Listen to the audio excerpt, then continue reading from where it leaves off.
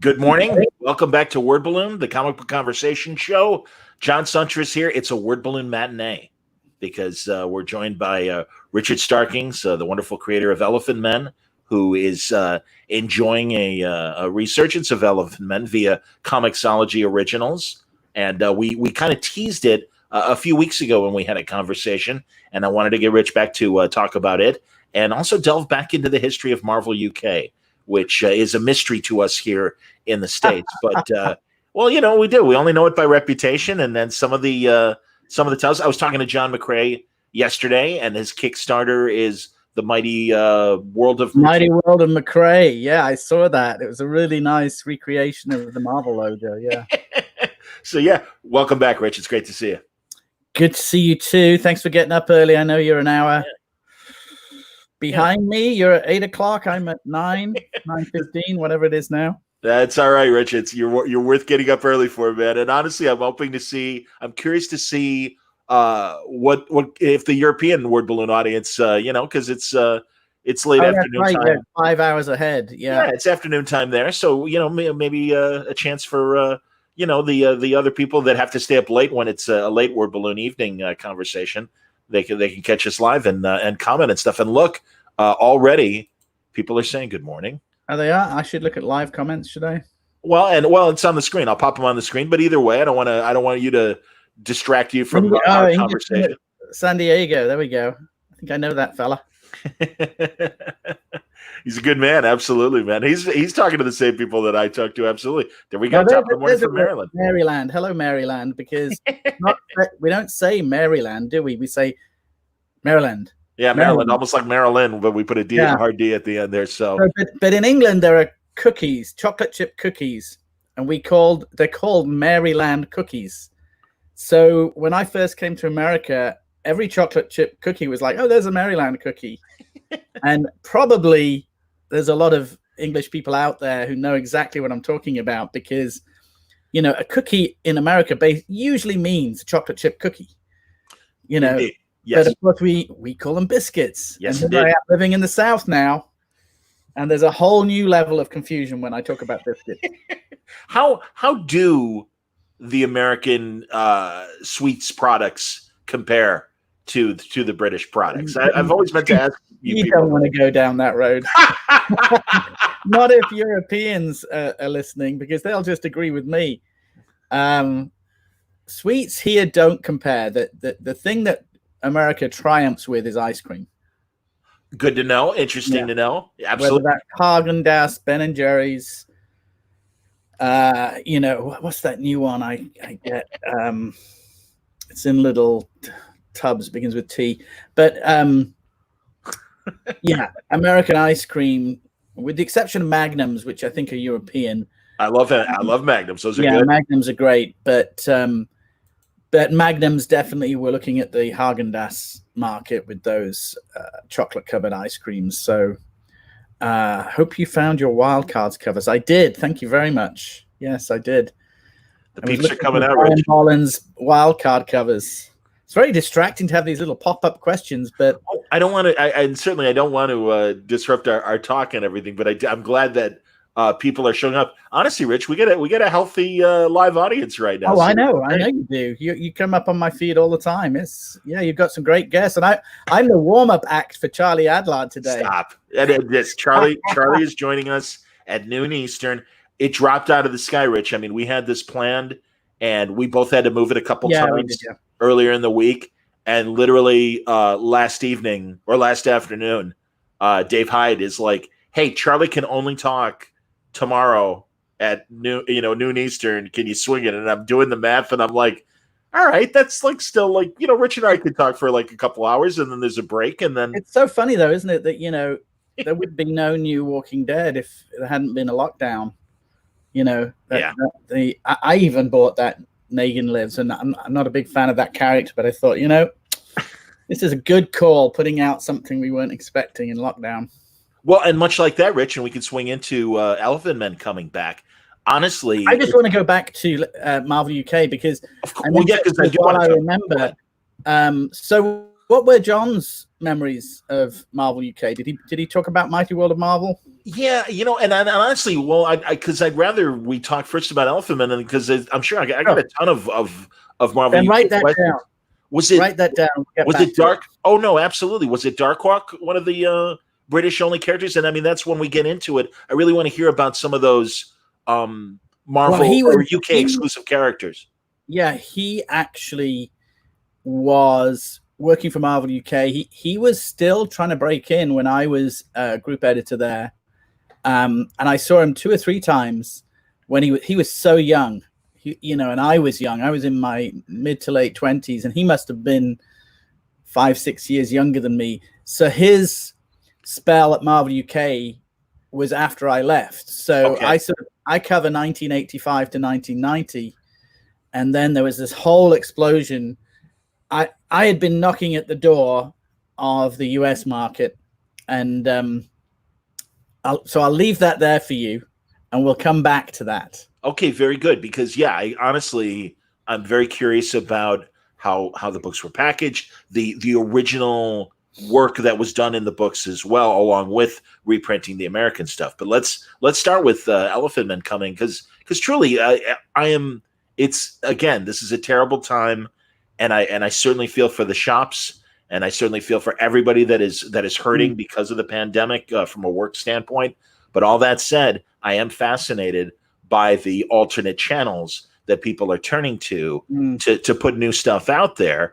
And I know you've had and again, we discussed this a couple of weeks ago. You've had a long relationship with Comixology, and you were one of the original people to really embrace digital and everything. Comics, yeah. So, and I think it was a big game changer, and I think it's appropriate right now. When Amazon bought Comixology, to me, that was like game over. That's putting the fate of comic books in the hands of one corporation, in a way that, you don't think about it when you go to a comic book store. You're thinking about the comic book industry, and of course, we're talking about the 2-month hiatus that comic book stores went through, whether we're looking at that from the Diamond distribution angle or the fact that they literally had to close doors and figure out curbside service or figure out Facebook Live, auctions, eBay, whatever they had to do.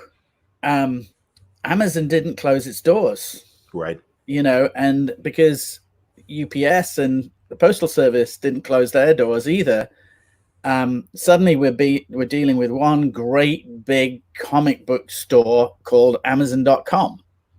And I guarantee you that I'm not the only one that went to Amazon to buy a trade or a hardcover, or you see single issues listed all the time. And I know of a comic book store on the other side of town here that sells a lot of single issues on Amazon on the day of release, marked up to $10 instead of $3.99. Interesting. Wow. Because customers know how to find them, and they're out in the boonies, and they want I see. They want the latest Batman or whatever it is. Sure. So comic book sellers have been selling single issues on Amazon, whether that's as used like new or as a Amazon Advantage seller. So when I found out that Amazon had bought Comixology, again, it's the equivalent of Diamond for the online book trade, in that where else are you gonna go? There are other online outlets, of course, that you can buy from, but it does have, firstly, the reach. All of us, I'm sure, in comics have either ordered from Amazon UK. I've ordered from Amazon Japan. I've ordered from Amazon France, because you can figure out the buttons. You don't need to speak the language. And you can have an Amazon account. In fact, I think I went to Amazon Japan to buy a Blade Runner exclusive, Blade Runner 2049 exclusive that came with Deckard's blaster. And, hilarious. That's fantastic. Jesus. And beautiful. So I ordered it from Amazon Japan, and I didn't even have to set up a new account. It just it knew my Amazon account info, or reacted to it, and I placed the order, no problem. So when you're talking about a distributor that can sell overseas globally, we're in a global market. I think we talked about that last 100%, time. Man. Yeah, it's a global market, and yes, I was already selling Elephantmen on Comixology before the publishers jumped in lock, stock, and barrel.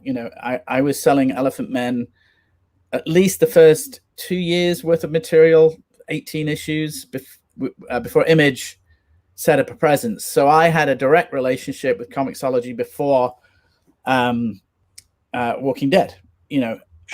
Sure. So, and the reason I did that was this is a completely different revenue stream. This is a different audience. We're reaching people out in the boonies. Yes. Whether that's in Wyoming or, the bush in Australia, anyone English speaking. And of course, there are more English speakers in the world now than ever. I remember the first time I went to Paris, France in 1988. I was surprised how difficult it was, and I spoke a smattering of French, but there were much fewer English speakers on the street than there are now. Interesting. I was in France 5 years ago, and I was shocked by how many people just came up and spoke to me in English.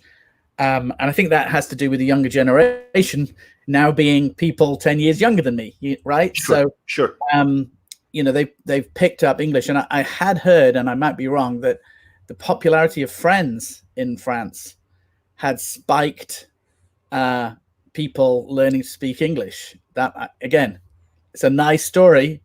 And of course, the popularity of American movies and sitcoms definitely encourages people to at least understand spoken English, but written English too.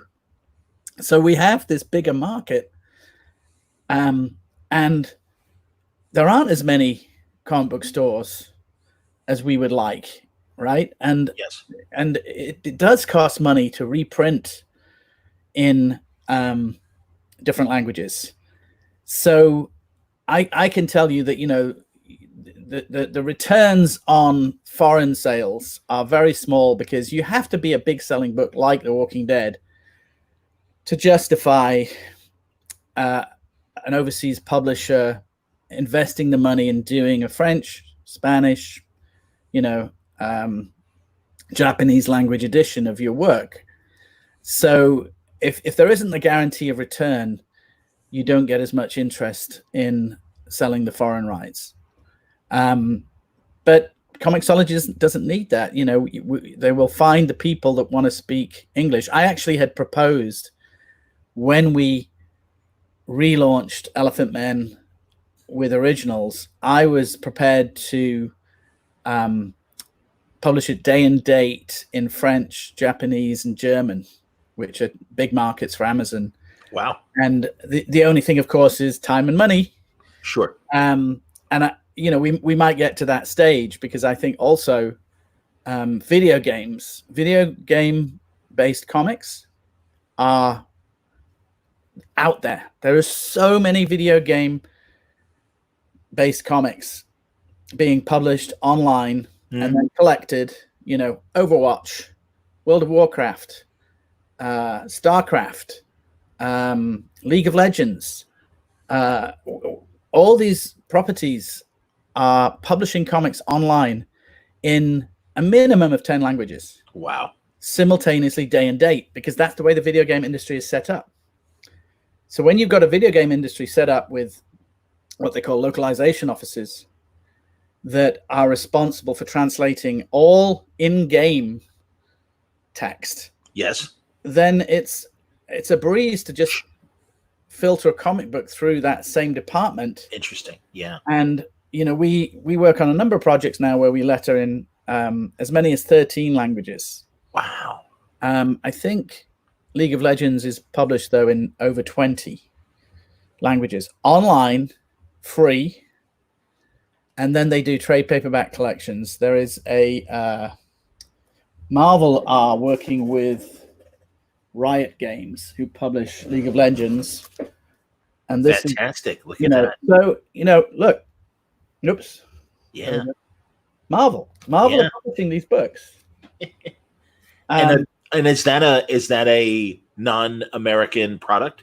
This is actually the English one, because okay, I don't know what to do with French versions or Turkish or Thai. Thai is the most difficult language to letter in, because they have a lot of little characters, dots along the tops of the letters and little ascenders. But oh wow, so that's the future of our market. And if we're not, when you have video games have such a global reach, way ahead of movies. Okay, sure. Even though what was it we were watching? Had Chinese investment. We're seeing a lot of movies now where there's Chinese investment in movies. We watched one just this last week. It wasn't Palm Springs, but it was something fairly new. Was it the Vin Diesel no. Bloodshot? Because I know that's probably a great example. Yeah. So we're sort of looking at the Disneyfication of the world, because of course countries around the world have different censorship standards. So we're definitely looking at a movie market and a video game market with a lowest common denominator. And there was a project we worked on, which had a gay relationship in the story, and one country couldn't publish it. Wow. But someone actually translated it in that country and uploaded it online.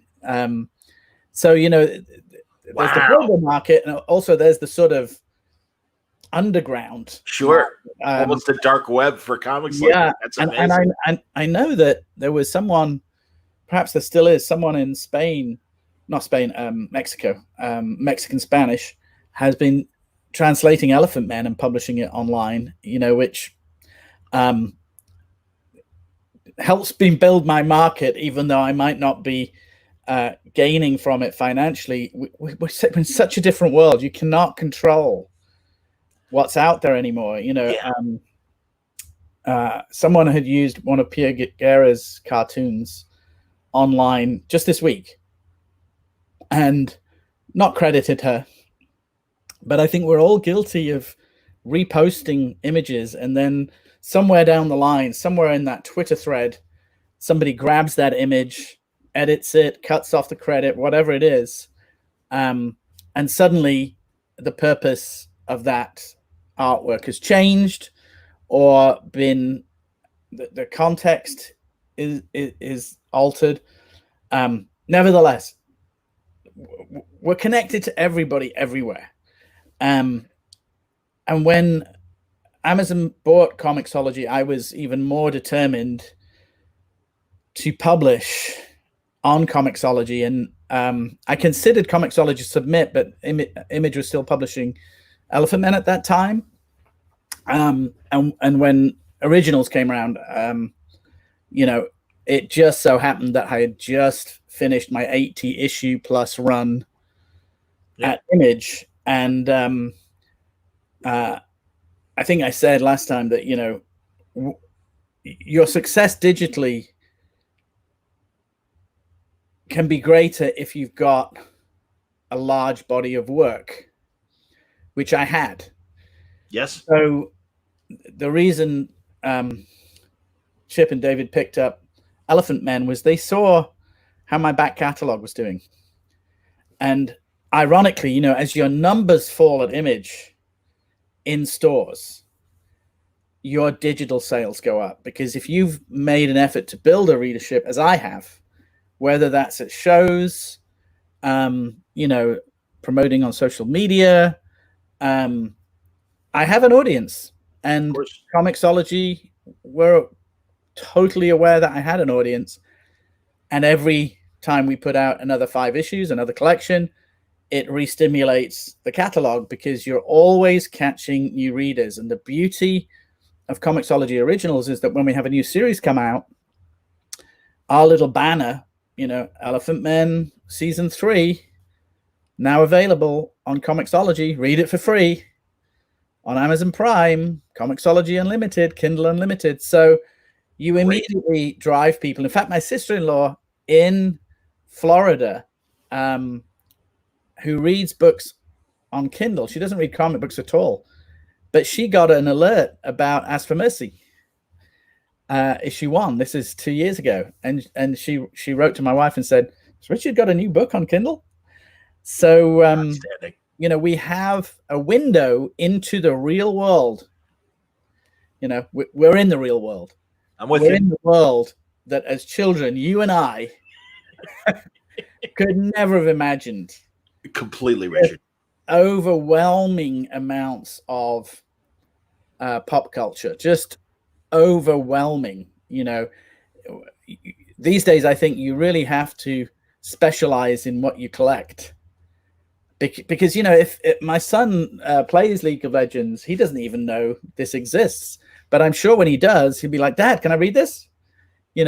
And his gateway into Marvel Comics is going to be League of Legends. Interesting. Not Spider-Man, because his itch for Spider-Man has been satisfied by the movies. And I remember one summer about 6 years ago, he got all the Marvel and DC movies and watched them all during his summer holidays. And he would ask me, "Is this a Marvel movie or a DC movie?" And I'd tell him, and between you and me, I'm sure nobody's listening, he determined that the Marvel movies were better than the DC movie. But to be fair, Wonder Woman hadn't come out at that point. Fair enough. And yeah. But you're right, though. Isn't it amazing, Richard? These people are coming in through movies and television, and it's more than ever a global market, as you say. Seriously, Rich, I really appreciate this perspective, because this is the kind of conversation topic that rarely gets covered, I think. And it really gets covered because, unfortunately, stores are generally owned by people our age, and we're sort of perpetuating our habits and the way we get. Yes, we still want people. When I was in high school, I remember I think it was my dad, either my mum or my dad, were trying to convince me what a great actor Laurence Olivier was. And but in the 70s he was cashing his checks. Marathon Man, but I hear what you're saying. Absolutely. Yeah, but he was doing a lot of movies for the money, as was Richard Burton. Do you remember The Medusa Effect? I do indeed, and you're right, and it really was kind of tragic. It was Burton's final years. Terrible movie, yes, but it paid him the money that he wanted to earn. Well, Frank Miller is our Richard Burton. That is amazing. we want to believe that he is going to produce another Dark Knight or another. My favorite is Daredevil Born Again. And don't get me wrong, he was a giant for a long time. And I know he's had his health problems. Yes. But a lot of the people that we, if you tell young people Frank Miller and they pick up Xerxes or Holy Terror, it doesn't capture the magic of Frank Miller the way his run on Daredevil, Batman Year One. I'm with you, man. Sin City. I mean, that first Sin City. Yes. So much of his Sin City work is golden. Almost 30 years ago now, which is insane. But the perspective, you're 100% 30 years ago, the 90s. And in fact, I wasn't picking up Dark Horse Presents when Sin City was being serialized. So when it came out as a paperback, I was like, when did he do this? How did I miss this? I hear you, man. Even the reaction to Watchmen now by a younger audience, and they're like, what's the big deal? And it's like, you got to understand, when this came out, there was nothing like Watchmen on the stands. Yeah, and in a sense, I'm really glad that the Watchmen TV show was not only a success but had value in and of itself. Agreed. And for a long time, I think we were, all of those of us who picked up Watchmen when it came out and were aware of Alan at that time, and I was working on both The Killing Joke and Halo Jones. Halo Jones, I think, was just before Watchmen. Okay. And Killing Joke appeared in the middle of the Watchmen run. Yes. So we all had a, admiration for the works of Alan Moore. So we I think we were uneasy when the movie came out and it didn't have Alan's blessing, and when V for Vendetta came out. Yeah. And it's a great shame because I think they both have strengths. I think V for Vendetta, for my money, is a great adaptation. Agreed. From Hell, maybe not so much.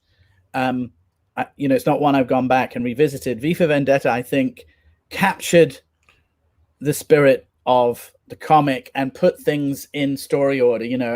A lot of people forget that the House of Palm blow up at the beginning of V for Vendetta, the comic, and at the end of the movie. Right. So some things structurally made more sense to me. But I loved reading that as it came out. And, I started reading that in Warrior, the black and white. Fantastic, sure.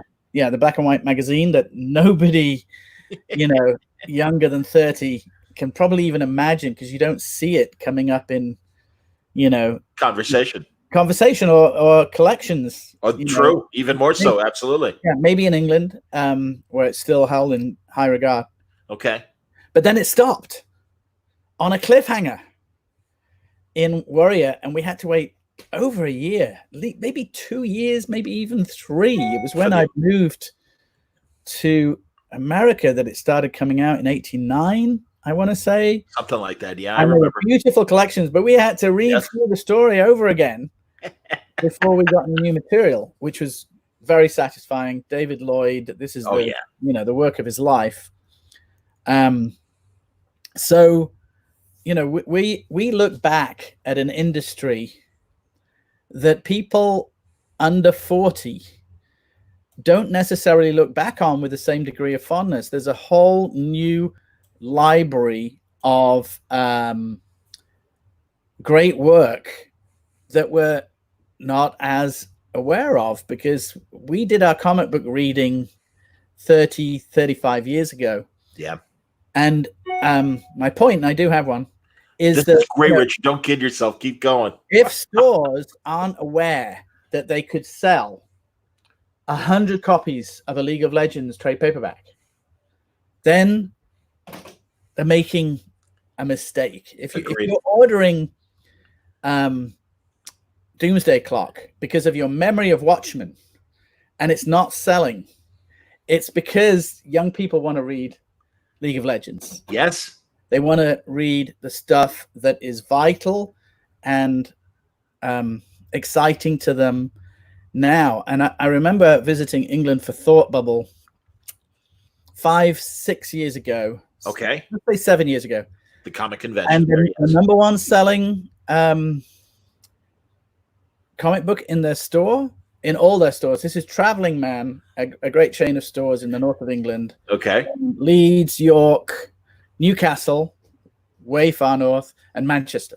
Okay. And my recommendation for stores in the north, Traveling Man. Good to know. The biggest selling book was not published by Marvel.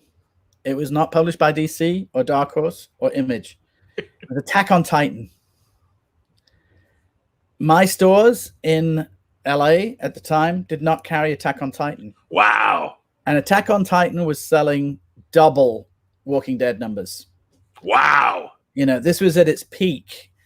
And suddenly, because of my awareness of the comic book, I started noticing those young people dressed as characters from Attack on Titan at comic conventions. It's kind of like when there was two phases. There was Adventure Time. Remember the Adventure Time phase? Of course, absolutely. Where everybody was dressed as Finn and Jake. Everyone. It was just like 50% of the cosplayers were Finn and Jake. This is when Adventure Time was at its peak. Then we had the Matt Smith's Doctor with the fez and Karen Gillan lookalikes, and we had this big phase of Doctor Who cosplay. Indeed.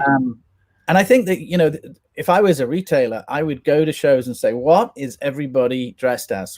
Genius. Yes. Where is the finger on the pulse right now? If you're not, I can't remember. There's a comic book right now. Maybe somebody who's listening will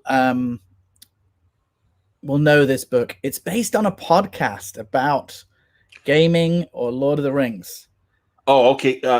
Was it the Guild or no? Even that's years ago. I shouldn't have mentioned Adventure Time because I think it's got the word adventure in the title, but it is a comic book based on a podcast. I do know gaming or Lord of the Rings. I flicked through it. I don't know what it's about. Does anybody know? Let's see if anybody. Gee, I hope so. I hope it does pop up in the chat. It's Richard. I'll say that, and this is my embarrassment of not watching as much current animation. I saw shirts. They were red shirts with the yellow star, and I'm like, "Wow, is that Starman? Like Golden Age Starman?" And they're like, "Oh no, that's Steven Universe." And I'm like, "Yeah, Steven Universe, yeah." Old man. I'm like, all right. Again, Amazon is a great resource for comic book retailers. Go and look at what's selling in each category, because you'll see what the ranking of these books, and order 5 copies of Attack on Titan or something more modern, something like the League of Legends or Overwatch. There was an Overwatch hardcover put out by Dark Horse, and Dark Horse are doing a lot of video game art books right now. Okay. Not Critical Role. Critical Role. Okay. And it's manga sized. It's not interesting. Okay. It's a thick manga sized book. I'm wondering, is it a second publication? Nope. Okay. Nope. I had Mark Siegel. I want to say it may have been a web comic that got collected. Okay, because I think they're doing a podcast related comic as well. But of course, a comic book based on a podcast is going to be successful. If you've got 1 million subscribers to a podcast and you put out a comic book, people aren't watching TV and movies anymore. Young people, my kids, when they come and stay with me, and they're in their early to mid 20s, so I consider them slightly old.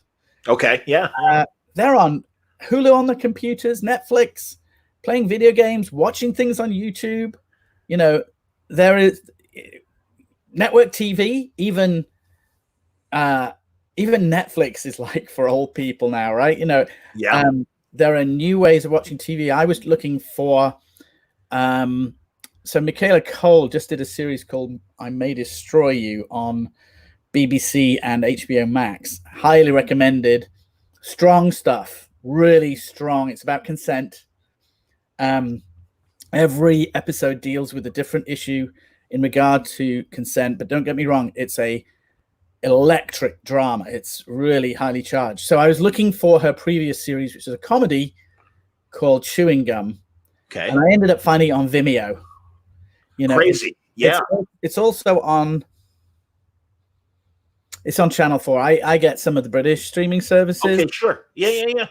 But nowadays, how do you look for a show? You don't just channel surf.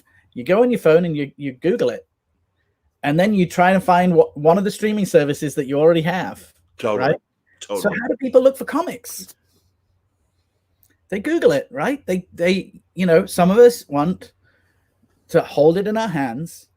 But I know for sure that if I order Masterworks, because I'm an old guy and I like my old comics, if I order it from Amazon, it will throw me up the next one as a suggestion. So if I've been getting Marvel 2-in-1, Marvel Masterworks, yes, it will remind me that there's a new one coming out, right? Do stores do that? Do they have a system to do that? Indeed. Yes. You need that system. And all you have to do really is follow Amazon or, again, my store, since we spoke last, they've started doing Comics in Your Future, and they review the comics that are coming out the next week. They do a little half-hour show. What a great way of keeping your customers engaged. This is Infinity Flux, by the way. They're on Fridays. They do a half-hour show, lunchtime, I think. Smart. So, you've got to, in this day and age, in this video, Adventure Zone. Thank you, Alex. Alex is a local Chattanooga artist that works with Marvel. That's the podcast that, if you're not carrying Adventure Zone in your store, you're missing out on sales. Let me just say that. This is fascinating. This is 2 years ago. I know that it was a big seller 2 years ago. I don't know about now. I just ordered Flake. Flake won it's the first graphic novel to win a prize for best novel, I think. Well, Flake is the chocolate that you put in 99 ice creams in England. You may have seen them. Okay. You get a Mr. Whippy ice cream, and Flake is flaky chocolate that you stick in the ice cream and you eat the ice cream. I'm with you. Okay.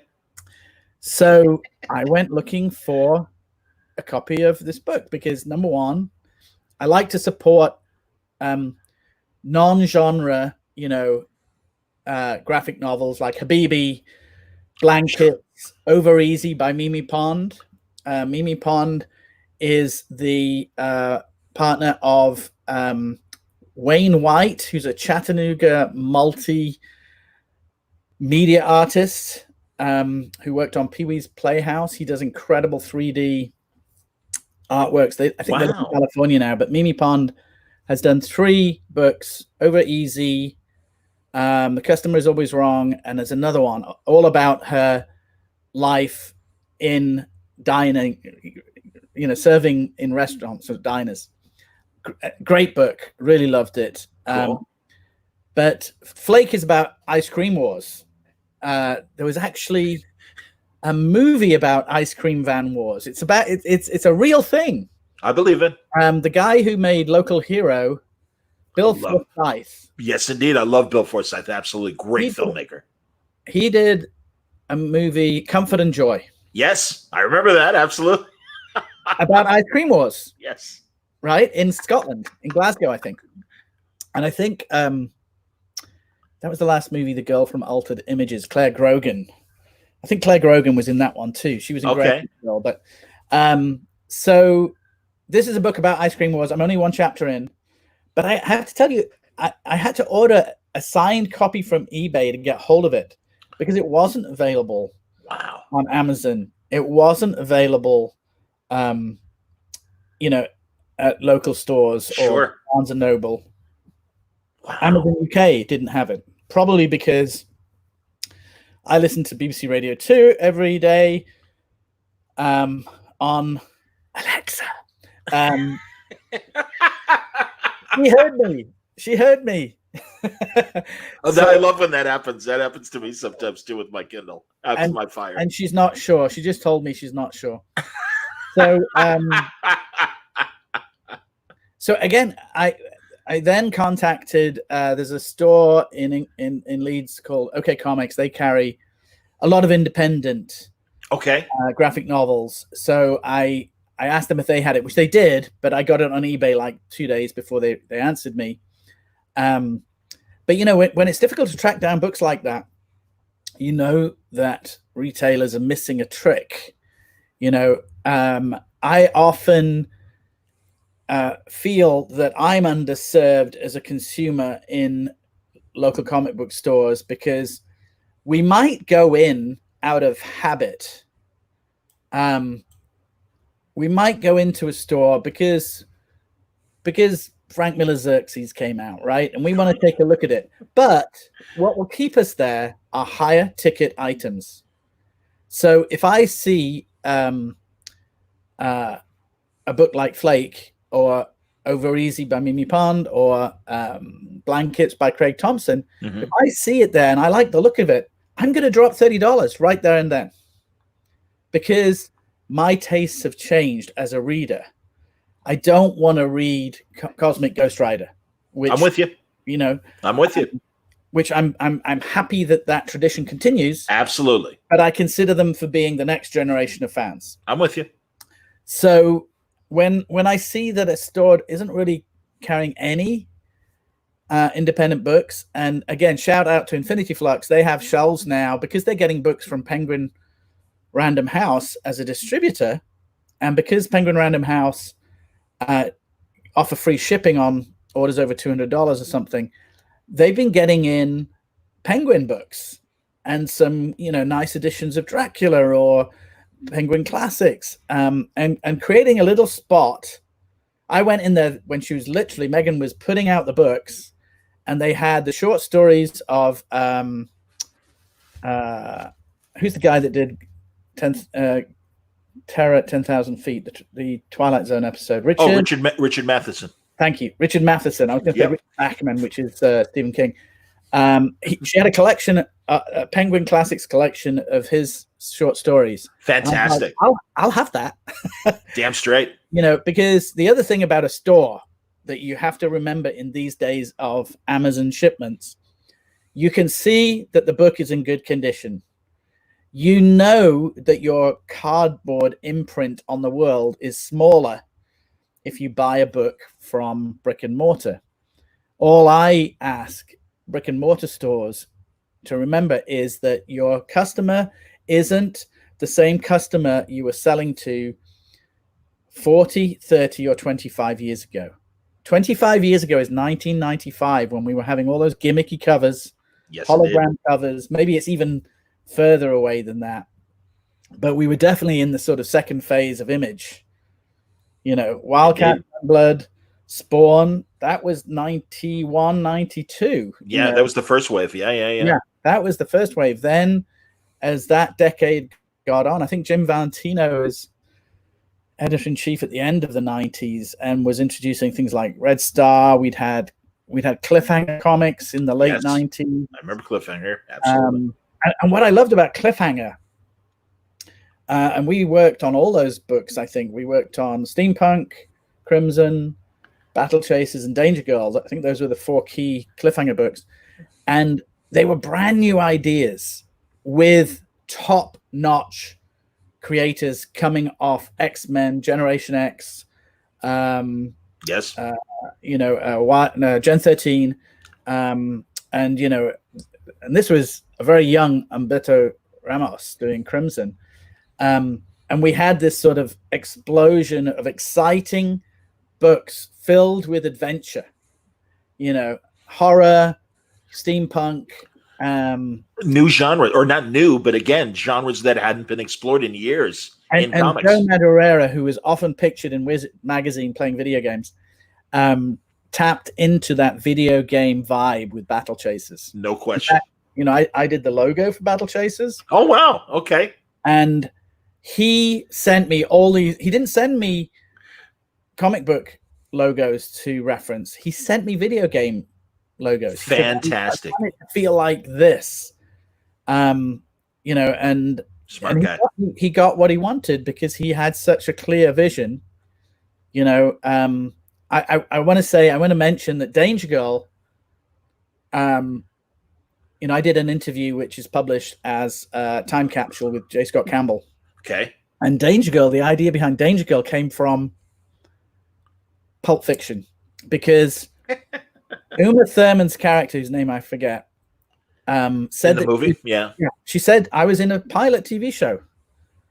And John Travolta says, what was that? And, and Fox Force 5. Fox Force 5, which ultimately in the Quentin Tarantino verse became Kill Bill's squad, the Snake Squad. That's Fox Force 5. Even isn't it Vivica Fox? Vivica Fox, absolutely, one of them, absolutely. Black Mamba or whatever their name. And Copperhead maybe. And Splash. I'm forgetting the blonde. What's that? Daryl Hannah. Daryl Hannah, of course. So yes, Jeff told me that when he saw Pulp Fiction, he thought Fox Force 5. That's a great idea. let me just wait to see if anybody else does it. So Danger Girl is part. Most people think it's Charlie's Angels. It's not. It's Fox Force 5. It's Kill Bill before anybody wanted to kill him. So that period, and I'd include Red Star, even though Red Star wasn't a Cliffhanger comic. Loved Red Star, absolutely. It came out at the same time, and what excited me was having worked on all the X-Men books, all the Spider-Man books, Batman, Superman, everything. We worked on every title as Comic Craft in the late 90s. That was our most prolific period. And thank goodness it was, because the sales were so high on that period. A lot of people's nostalgia now is 1995 to 2000. Sure. Yes. So I was able to get rid of all the single issues and replace them with these donking omnibuses that are 2 inches thick. All the Heroes Reborn, all the Batman stuff I've worked on. I'd much rather have them on the shelf where I can flip them open. Of course. Anyway, Richard, real fast, someone is lamenting the fact that they miss physical copies of Elephantmen in their stack. So, and yet, as you mentioned, you can get physical copies of the Comixology trade paperbacks. This is the second volume. You can get that on Amazon for $9.99. They're killing me, and the quality is as good as looks great. Image trade. So don't despair. So the new stuff will be traded. Yes, we have 2 volumes of Elephantmen available on Amazon in paperback form. Make sure you click that little button. It asks you Comixology or Kindle, and then there's a little button that says paperback. And there's 1 volume of Ask for Mercy right now. Terrific. Excellent. I think Comixology would love to get them into stores as well. And, what I've heard on the grapevine is they're working on that. But you can get it delivered to your door from Amazon Prime. So there's my little fear not, Ryan. It's happening. So that's great to hear. Show for Amazon. So yes, you can get hold of physical copies, not the floppies, and I do miss the floppies, especially not seeing those beautiful Boo Cook covers on a single issue. And I would love one day to reissue everything in paper form. But I was going off on a tangent, which was, forgive me, yes, Image Comics in the late 90s were so inspiring because everything was new. So any work we did as lettering artists, we made new rules. I was very careful working on X-Men. I was very inspired by Tom Ozakowski's work on the X-Men era I grew up on, which is Dark Phoenix, Hellfire Club. Sure. John Byrne, Chris Claremont. That's my favorite era of the X-Men. Certainly. Other X-Men eras may apply for you. My favorite era of Iron Man, which we worked on, was the Bob Layton, David McElhaney, John Romita Jr. era. Sure. So each time we approached a Marvel or DC comic, I would look back. I would let me try and capture the same feeling. Artie Simic lettering Spider-Man. That was my favorite era of Spider-Man. But here were books where the artists were really the creators of the book, and they wanted a very specific look. For Red Star, I showed Christian a Jim Steranko Superman story from Superman 400 or something. Yes. Which had very tall, elegant. It was done in the style of Russian constructivist posters. Wow. The lettering had a sort of chiseled in stone appearance. And we created a font for Red Star, which is called Red Star,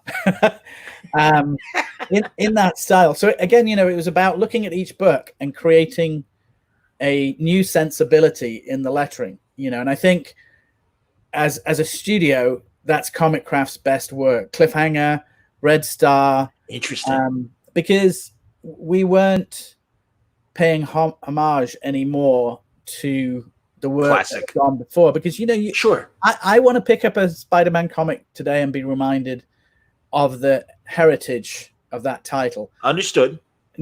Some creators, what Jonathan Hickman is doing with X-Men, he's sort of blowing it apart and putting it back together again. Yes. But it still belongs to that heritage. Agreed. And we all know that everything reboots because of fan pressure or even just a new generation of readers that weren't exposed to those original stories. Yeah. So why not? Yeah.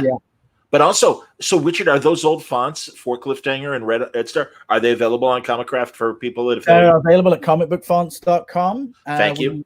We're making new fonts all the time. John Rochelle, our company is very much, I make comics, JG makes fonts. JG has his own font studio called Swell Type, and Swell Type actually managed the Comic Craft font catalog because it's been a long time since I sat down and created a new font from scratch, even if that's just by ink. Although I have done 2 new ones this year, because you definitely get to a point like, is there anything more we can do? And when we were doing the Cliffhanger books, we made a Joe Madureira font. We made a J. Scott Campbell font. We made the Red Star font. We made a steampunk font. Actually, we made 3 fonts steampunk because they wanted female characters have a different font to the male characters. You remember steampunk? Of course. Crazy.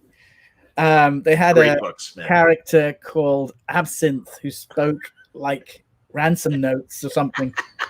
Joe Kelly.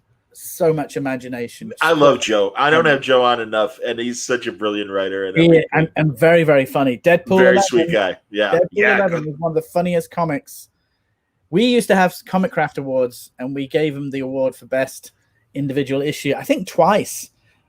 Action Comics 750 or 775. Was that What's So Funny About Truth, Justice, and the American Way? Yeah. One of the best single issues of Superman ever. And he was writing it in reaction to the Authority, I think. Indeed. And they made that animated movie. Yes, with the was it Superman Unbound? I forget which one it was. I haven't seen it, but maybe it was Superman. It was the group The Elite, which was a parody of the Authority. And it reminded all of us. It's like there's a reason why Superman was the first and greatest superhero, and it really is this. I completely agree. I always give it up to Joe for that amazing story. Absolutely. Yeah, he has a great angle on whatever he writes. He's brilliant. But for me, what's important is the sense of humor that comes with it, because you can do Action 775. Let's say it was. Let's call it Peace, Love. What's so funny about Peace, Love, and Understanding? Yeah, absolutely, Nick Lowe, man. that issue was serious stuff. It wasn't joking about, but often comedy writers can do both. Actually, and I'll call out that series I was talking about, Michaela Cole's I May Destroy You, is dark. It is dark. Some people our age might find it too dark and it breaks a lot of taboos. Chewing Gum, we just started watching last night, is a comedy by the same writer. She writes in, stars, and directs.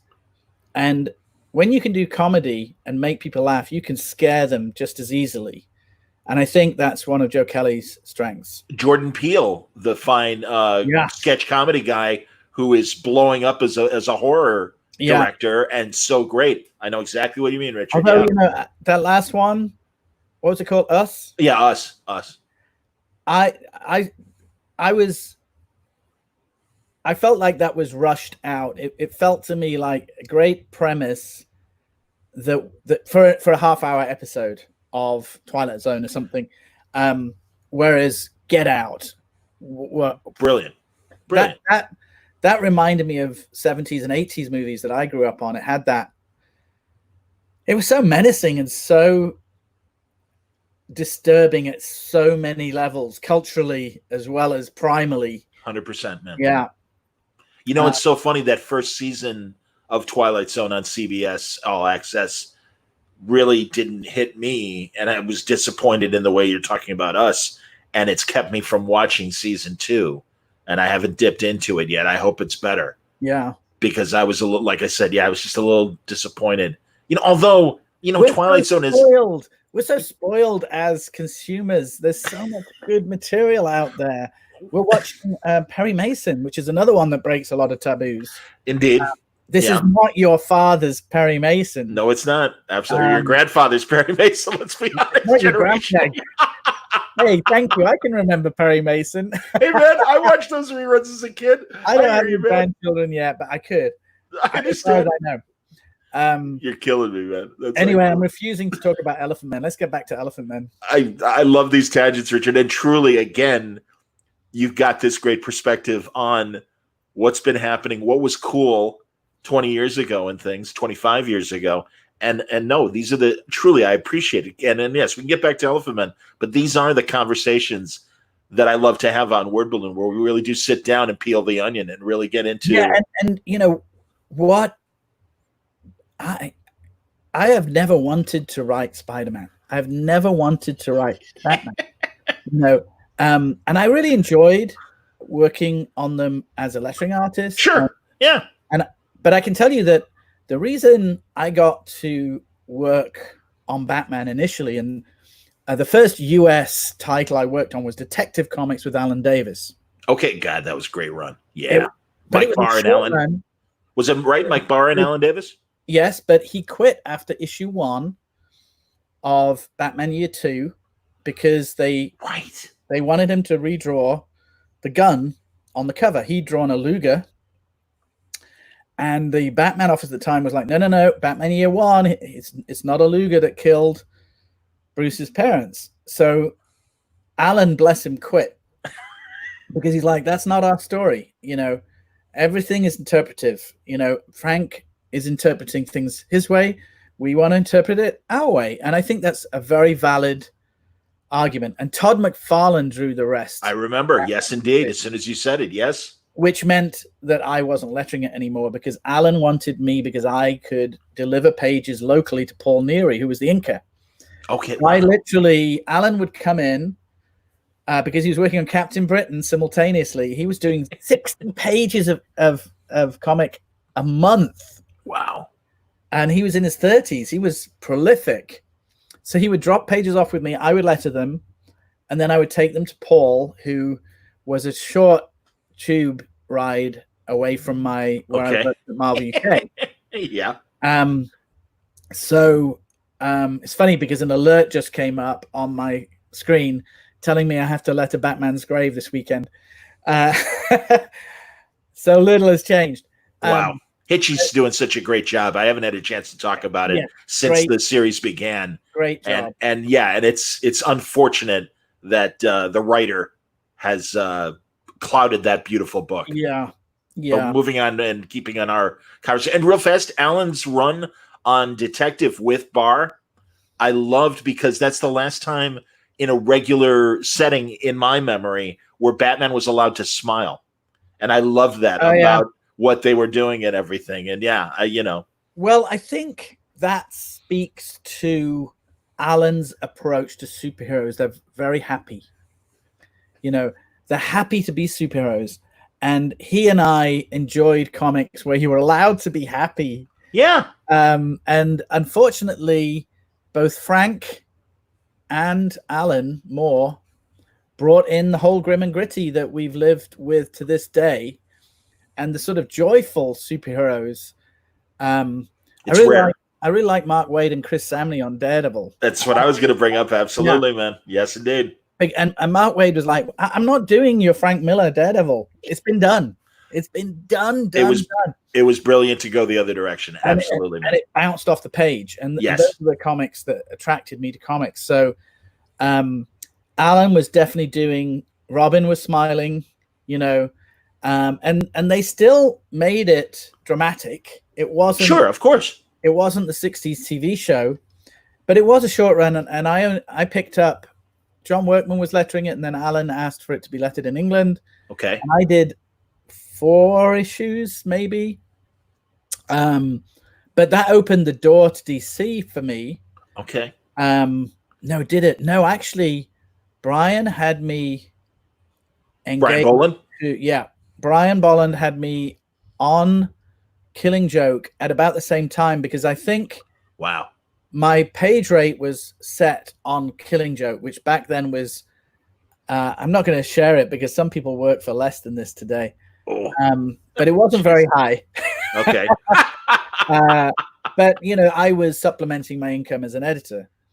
Okay. Wow. So you couldn't survive on that rate today. But I was working, Detective came out long before Killing Joke. I was less than Killing Joke for 2 years, and Brian had already been working on it for a year, and he had waited for the script for a further year. So for him, Killing Joke was 4 years of, wow. I think he was drawing Judge Dredd covers for Eagle Comics, some beautiful, beautiful, you know, iconic Dredd covers, not for 2000 AD, but for the American style reprints. Okay. Wow. So, you know, I was able to scratch that itch, but if the reason that I worked on the Killing Joke was somebody, James Hill, who was working for me on Thundercats weekly or bi-weekly, fortnightly, I should say. James Hill, I was standing at a photocopier at Marvel UK, and he said, "What's your holy grail? What would you like to letter?"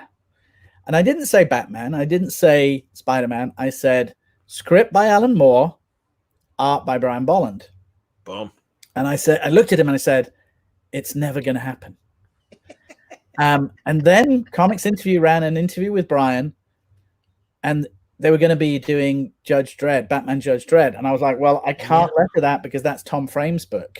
Okay. Tom Frame was the letterer of Judge Dredd. And for me, if Tom Frame didn't letter it, it's not Judge Dredd. You know, in my mind, that's the perfect combination.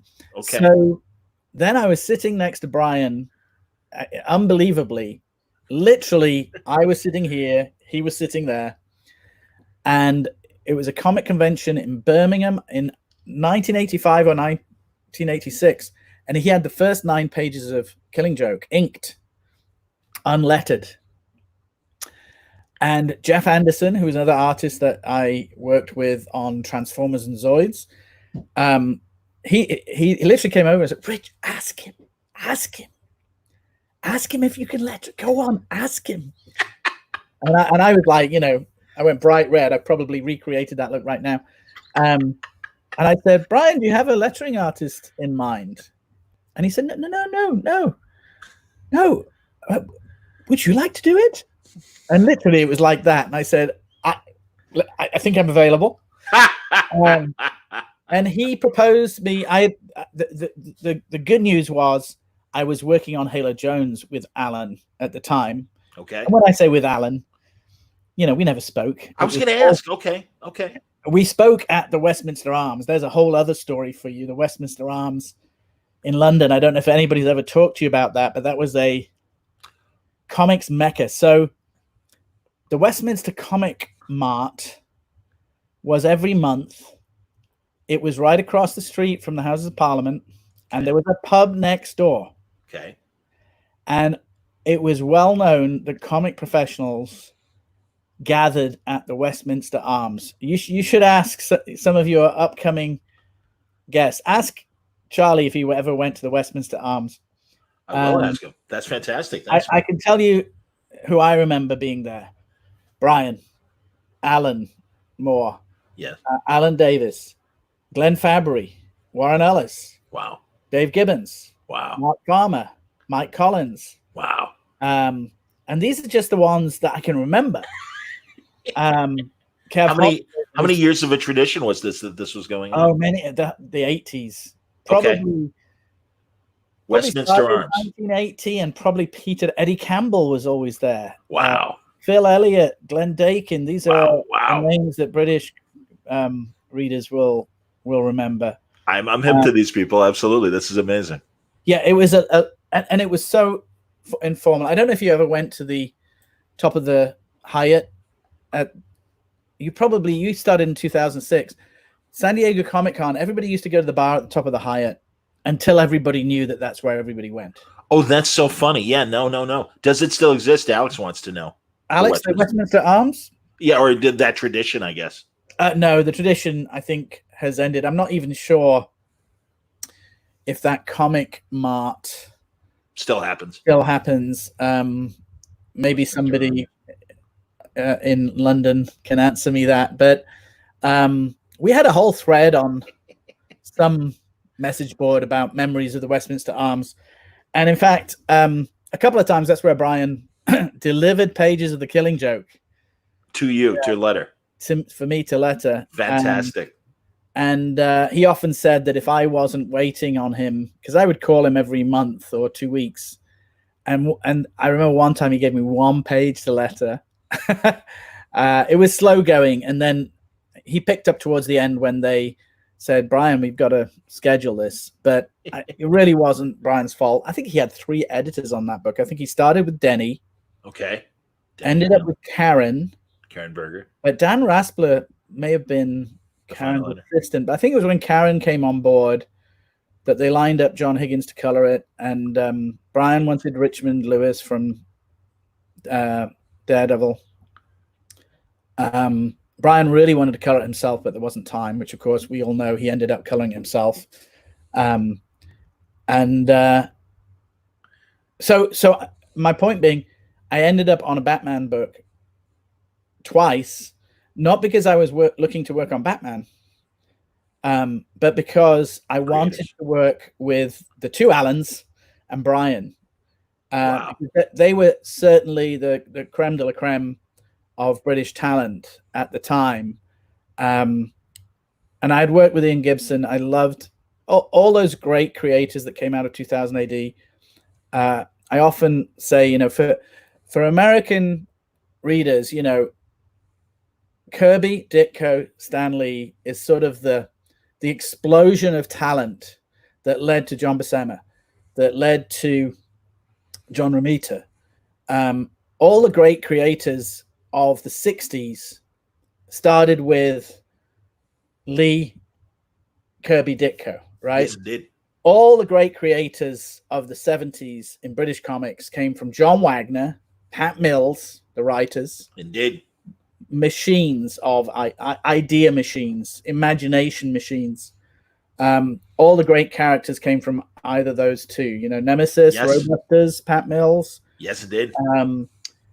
Judge Dredd, Strontium Dog, Robo Hunter from John Wagner, Ian Gibson from Robo Hunter, Dave Gibbons from Harlem Heroes, Dan Dare. Yes. And Gibbons worked with John Wagner and Pat Mills on the Tom Baker Doctor Who, which is classic material, great stories. I'm a Rogue Warrior fan as well. Which one? Rogue Warrior. Rogue Trooper. Rogue Trooper. Yeah. Pardon me. See. Yeah. Love Rogue Trooper. Yeah, it's okay. Some senior moments. Exactly. And by the way, I talked to Pat like 2 years ago and have been seriously like, I got to get Pat back on because I agree. And I would love to talk to Wagner. Well, I'm such a fan of theirs. They were both right there. They were right there at the explosion of British talent. And I haven't mentioned the greatest of all of them, Mick McMahon. who just, he took Dredd and made it solid. Carlos Esquerra was co-creator of Dredd. Yes. And Mick McMahon was told to draw like Carlos Esquerra, but ultimately, you ask people like Henry Flint, Jock, who the definitive Dredd artist is, and wait and see their answer. Interesting. Brian used to say that he looked at Mick's Dredd and tried to polish it. Interesting. Which, Brian's work is very slick and polished. Yeah. So that was an explosion of excitement in British comics, because there'd been nothing like 2000 AD, and it was really strong for 500 issues non-stop, which is, I know it's weekly, so how many years is that? Probably short of 10 years, something like that. That's 10 years is nothing to sneeze at, man. That's amazing. That's amazing. And it wobbled here and there. I hear you. But there has been second and third waves of talent coming out of 2000 AD. Oh, 100%. And it was definitely, that's what, I wanted to work on 2000 AD. Not so much wanting to work on Batman. I wanted to work with the 2000 AD creators that were working in American comics, right? Interesting. Sure. Including Alan Davis on, he was doing DR and Quinch. So he did a spell on 2000 AD. Harry 20 on the High Rock is a very early Alan Davis work, which is not the best story, but you can see him growing as an artist. He was doing Captain Britain and Harry 20. Okay. So what was typical, though, at 2000 AD was you didn't necessarily come onto that book to work on an established character. You go to 2000 AD with your own character. So it was like Image, but you did not own the characters that you created. So there's been a lot of great material since, Nikolai Dante. Yes, love it. Rob Morrison, correct? Yeah. Of course, I say there's a lot more, and then I can't remember them. But it's not Sinister Dexter. I'm a big fan of Annie Diggle. I'm going to say Shakira, but I think it's it's not Shakira. Don't lie, but that's not the name.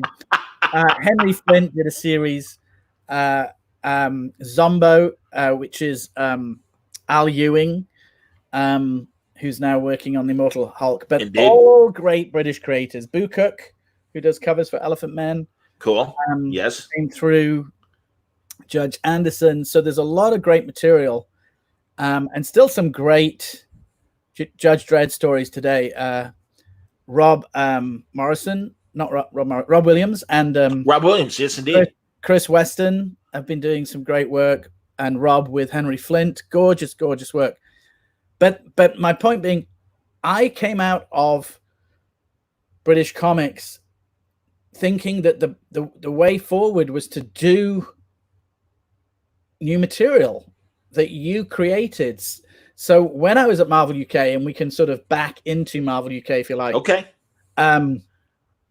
My goal was to create new titles for the British and American market, and we were working a little bit with Carol Kalish at the time. Yes. We did a beautiful essay about her recently. Yeah. We did a color version of a Doctor Who graphic novel called Voyager by John Ridgway and Steve Parkhouse. Steve Parkhouse, triple threat. He's a writer, artist, letterer, colorer. I'm a fan. I may have met. Did we talk about him on the last podcast? No, I don't believe so. But it's great to hear his name mentioned. Yeah, Resident Alien has just been optioned, I think, by Netflix.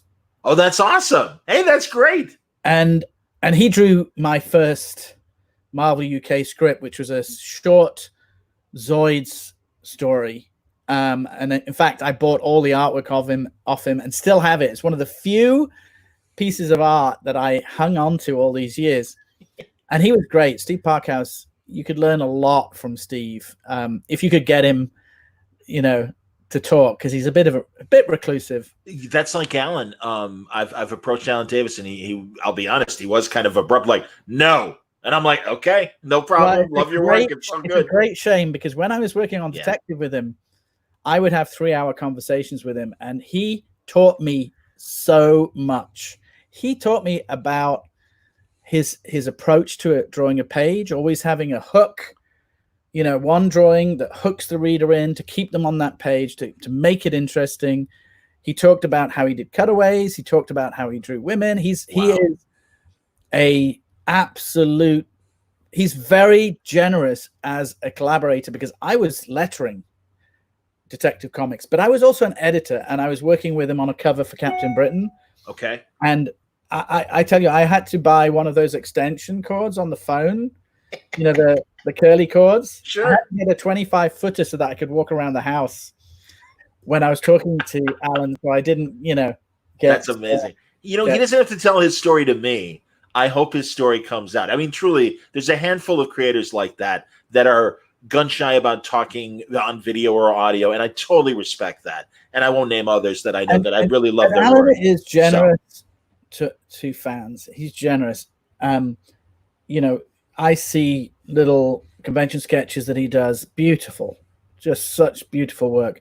And I learned a lot about lettering from Alan, about his priorities, both as a writer and as an artist, about his likes and dislikes, which are a lot of artists' likes and dislikes. And I learned mostly about telling a story and about color coordinating characters. He once talked to me for over an hour about when we colored Captain Britain. He said, notice that I don't have any characters in a red costume standing next to other characters in a red costume. And these were books that he'd drawn in black and white. Interesting. Yeah. And he was thinking that far ahead. Wow. Wow. In 87, I pitched a monthly book to Marvel UK management. We had been tiptoeing it towards it. Firstly, Captain Britain was going to be a monthly, and I don't know whether we were discouraged to do it by Marvel US, and Captain Britain was starting to appear in the X-Men, the New Mutants annual and some X-Men annuals that Alan was asked to draw by Chris, and I think he put in Captain Britain characters to seduce Alan to the dark side of the Atlantic. So Captain Britain wouldn't take off, and I don't think Alan wanted to draw it anymore, which is a shame, because the Captain Britain trade that we did in the late 80s was a massive hit. I think we reprinted it 4 or 5 times. Wow. And that was for Marvel UK to put something out that was massively successful in the American market was definitely rare. Yeah. So wow. So I think we sort of hedged our bets. We were competing really with 2000 AD at home. Of course. So and I prefer science fiction to superheroes. Okay. So we pitched a book that was called Dragon's Teeth originally, and then it was called Dragon's Claws, working with my old colleague Simon Furman, who Simon. I was basically doing graphic design when he was doing editing on Transformers, Spider-Man and Zoids. When I started, we were still doing Spider-Man Comics Weekly, and Secret Wars. We did a weekly or every other week. We did all of Secret Wars and Secret Wars 2. It took us 80 issues. Crazy. Editorial nightmare, Secret Wars 2. So we came up with Simon came up with a rollerball type scenario for Dragon's Claws, and we, I was very fortunate that Robert Sutherland, who was the managing director at the time, trusted me. I'd edited The Real Ghostbusters, and it had been a big hit. I was flexible. I didn't want to just do superheroes. I didn't want to just do the Marvel reprints. I had done Action Force, which is G.I. Joe. Cool. That was my first editorial role. Then I did Ghostbusters, but I wanted to do these American format monthlies, and we did do Action Force monthly. It was called G.I. Joe European Missions. I launched that, but I wanted to do new material, getting back to the whole 2000 AD thing. Why don't we do new material? And my argument was Dave Gibbons had worked for us at Marvel UK on Doctor Who. Alan Moore had worked on Captain Britain. We could have been the publishers of Watchmen.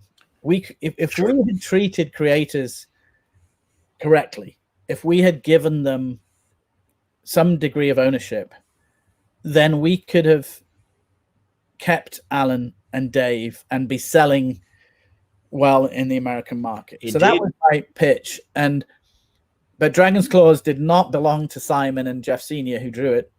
And then we did. So young Brian Hitch, 16-year-old Brian Hitch, had come to me, sent by Steve Parkhouse, who was a neighbor. They both lived in Carlisle at the time. And I saw Brian's samples and I was like, well, he's ready to go. He draws like Steve Parkhouse. Wow. And he worked on a strip with Dan Abnett, and Dan was my assistant editor on Ghostbusters. Wow. And that was his first script and Brian's first art for Marvel UK. Brian rapidly worked his way up from Action Force to Transformers, and we wanted him to work on a second title for the US market, which was Death's Head. Okay, yeah. And he did a good 5 or 6 issues of that. I, meantime, quit. Okay. Chased a girl out here to America, and found myself living in New York in the summer of 1989. Okay. And Brian, John Byrne had quit She-Hulk. And I actually was living in an apartment in Brooklyn, vacated by Bobby Chase, the then editor of She-Hulk. So she asked me to pitch for She-Hulk. And I was sleeping on the sofa of editor Greg Wright's apartment while I was looking for my own place, because I genuinely did not expect to be living in New York. I sort of slowed down in New York. I just thought I'd be there a couple of weeks, and I ended up being there all summer and 7 months total. Wow. So I turned to Greg and said, can we come up with a She-Hulk story? Bobby needs one by Monday. So we tag teamed on a script. He had a Macintosh computer. It's the first time I ever used one. This is 1989. Wow. Very early days. Sure. And we did issue 9 of the original, not the original She-Hulk, but the sensational She-Hulk series, which featured a character called, I want to call him Jackpot. I think it was Jackpot, created by Mark Grunwald, who said, yeah, you can use that character. He's a sort of absurdist character. And Brian drew it because I knew that Brian could look a little bit like John Byrne, but not quite. Cut a long story short, they kept Brian on the book and they hired Steve Gerber to write it. So Greg and I had pitched to be regulars on the book. I think Simon Furman ended up writing some issues and brought in Death's Head. So wow. We that was our way of sort of merging Marvel UK and Marvel US. Death's Head was a great bridge because he was created as a villain for Transformers. We put him in a Doctor Who strip and shrank him. And then we introduced him through Dragon's Claws so that he could have his own title. And I asked Walt Simonson, when I was in New York in '88, visiting to draw a cover, because we did a crossover with Fantastic Four. Walt did a cover, liked drawing the character, and introduced him in his Fantastic Four run. So Fantastic. If I hadn't chased a girl out to America, none of that might have happened. Follow your heart. Yeah. Follow your heart. Earthly desires are enlightenment. But that's that's the last 2 years of my time with Marvel UK. Marvel UK. And the thing to remember is that when I started at Marvel UK, 1985. Now, I had been reading Mighty World of Marvel, Spider-Man Comics Weekly, mostly to be on the same wavelength as my brother, who was 12 years older than me and had a collection of 7,000 DC and Marvel comics. I mean, wow. He had a room in his house in Nottingham. Wow. And, you know, the story goes that DC comics were on the high shelves and I couldn't reach them. The Marvel comics were on the lower shelves. So I would sit on the floor and read Marvel comics because I knew if I tried to get the DC comics down, they would fall on me and my brother would not let me read them anymore. Yeah, he'd notice. Absolutely. So when that was early 70s, I think Mighty World of Marvel came out in 73. Okay. 1973 is only 13 years after Fantastic Four #1. Right, right. In the 60s, Odhams, a British publisher, had reprinted in black and white some Marvel comics like as Smash, Pow, and Terrific. Okay. 3 different titles. I was not aware of them until a lot later. Okay. But that was a license. Marvel decided, let's not sell the license. Let's sell them directly. Let's do the production here in America. This is 1973. This happened for another 3, 4, 5 years. Jim Starlin did some beautiful covers of Mighty World of Marvel. I have an album on my Facebook page, Jim Starlin, which has most of those covers. Oh wow! This is pre Warlock, pre Dreadstar. This is 1970s. Sure. Marvel US was creating new covers because Mighty World of Marvel was an anthology. Spider-Man was kind of an anthology, and yeah, what titles were in those? Like, what was in Mighty World of Marvel? Mighty World of Marvel was the Hulk, mm-hmm. Fantastic Four, and Spider-Man. There you go. And I think when Spider-Man spun off into its own title 20 weeks later, I think then we had the Avengers, and then Avengers spun off. So then we had Iron Man or Captain America. Basically, the strong characters were considered to be Fantastic Four, Hulk, and Spider-Man. So that's where I read them for the first time, in black and white or spot color. And the spot color on Hulk would be green. Sure. And the spot color on Spider-Man would be red. And the spot color on Fantastic Four would be blue. So it was like watching a partially colorized movie. Remember in Schindler's List where the little girl's running around with the red Absolutely. Coat? Yes, indeed. Of course. It was like Spider-Man running around in his red costume or with a black and white background. Yes. Did they go back to the 60s and reprint, or how contemporary? They started with Fantastic Four #1, Spider-Man #1, Hulk #1. Wow. So, and I'm forever grateful for that because sure. Instead of trying to go through it's not easy to read the first 50 issues of the Hulk. It's not the best written. He's not the best motivated character. Well, and also they canceled it after 6 issues, in its initial run. We weren't aware of that. Sure. There was no cancellation. It just kept going. Well, of course. And you had these, you had the Metal Master and the Leader and the Abomination. Sure. And I always feel like the Hulk is a boxing match character. Who's he fighting this week? Right. Whereas Spider-Man, led that revolution of, he's fighting the Sinister Six and he's got the flu. Right. The soap opera. Absolutely. Yeah, soap opera. Aunt May's had a heart attack. Or I love when he'd be in the laundromat washing his costume. Yes. Yeah, and so Mighty World of Marvel and Spider-Man Comics Weekly. I bought them. I bought everything religiously. Conan, Dracula Lives. Wow. We Planet of the Apes, and yes. everything eventually merged back into Mighty World of Marvel except Spider-Man. Interesting. So those were the two long-running ones. Ultimately, Mighty World of Marvel became a monthly. This is in the 80s. Okay. And it started running Captain Britain. So, without that, you don't have Captain Britain.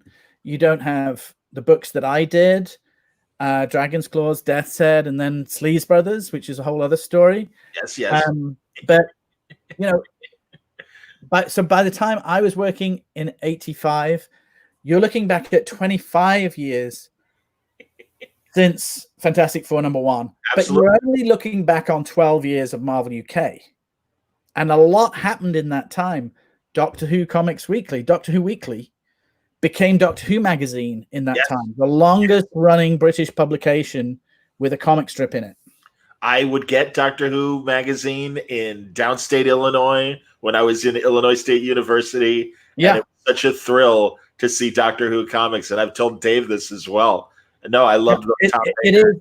I should correct myself. It's the longest running magazine based on a TV program, a sci-fi TV program. I see. Okay. So, but that was running, and I wanted to work on that. I'm a Doctor Who fan. Yeah.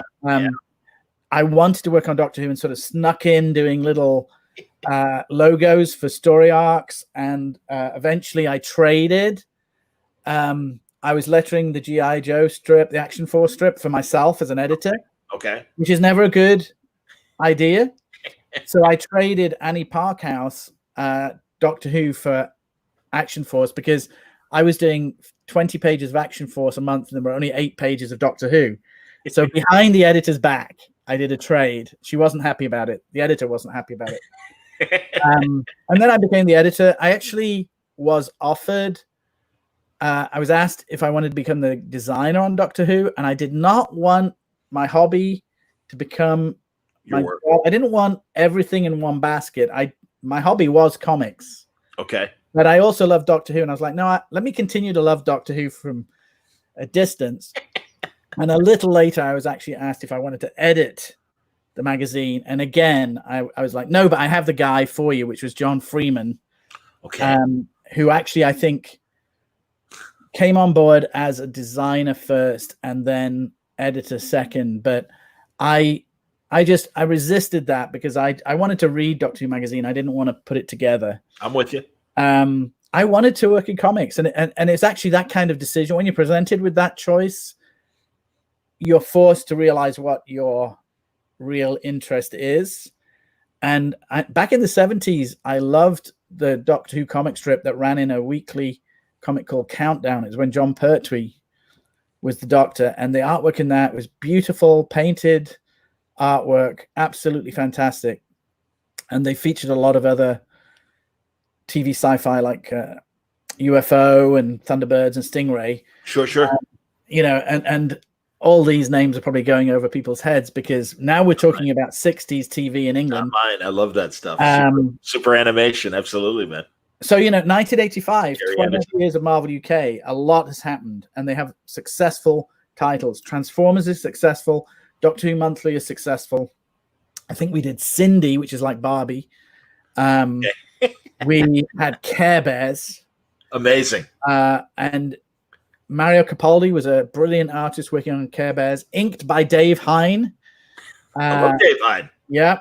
And he loved inking Mario Capaldi because it was such beautiful artwork, So we did a lot of different stuff, real Ghostbusters, weekly or every other week, what we call bi-weekly, but it's actually fortnightly, every 2 weeks. I'm with you, bud.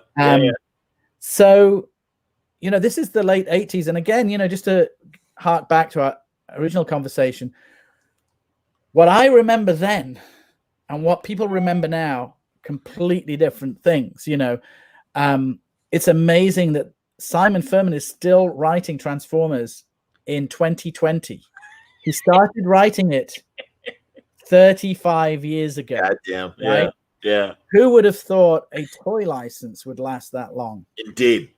But of course, the movies Sure. renew interest, and you never know what movie might come out and renew people's interest. Planet of the Apes. Yes. Which has been a big influence for me, I think, on Elephantmen. I loved Planet of the Apes. And only after I'd written 50 issues of Elephantmen, I was like, oh, this is a bit like Planet of the Apes. That's awesome. In its genre, in human, animals speaking like humans, sure, acting like humans. So my approach to comics has always been, what can I do that's new? So I left Marvel UK having launched 3 new US style titles. Death's Head made it to issue 10. Dragon's Claws made it to issue 10. Sleaze Brothers, which was the one and only Epic UK comic, I managed to get them a contract because Archie Goodwin, the nicest man in comics, the most supportive of creative endeavors. Bless him, he sent me a copy of a Epic contract, and I presented it to Marvel UK and said, I'd like, this was John Carnell and Andy Lanning. I'd like them to have this contract. And somehow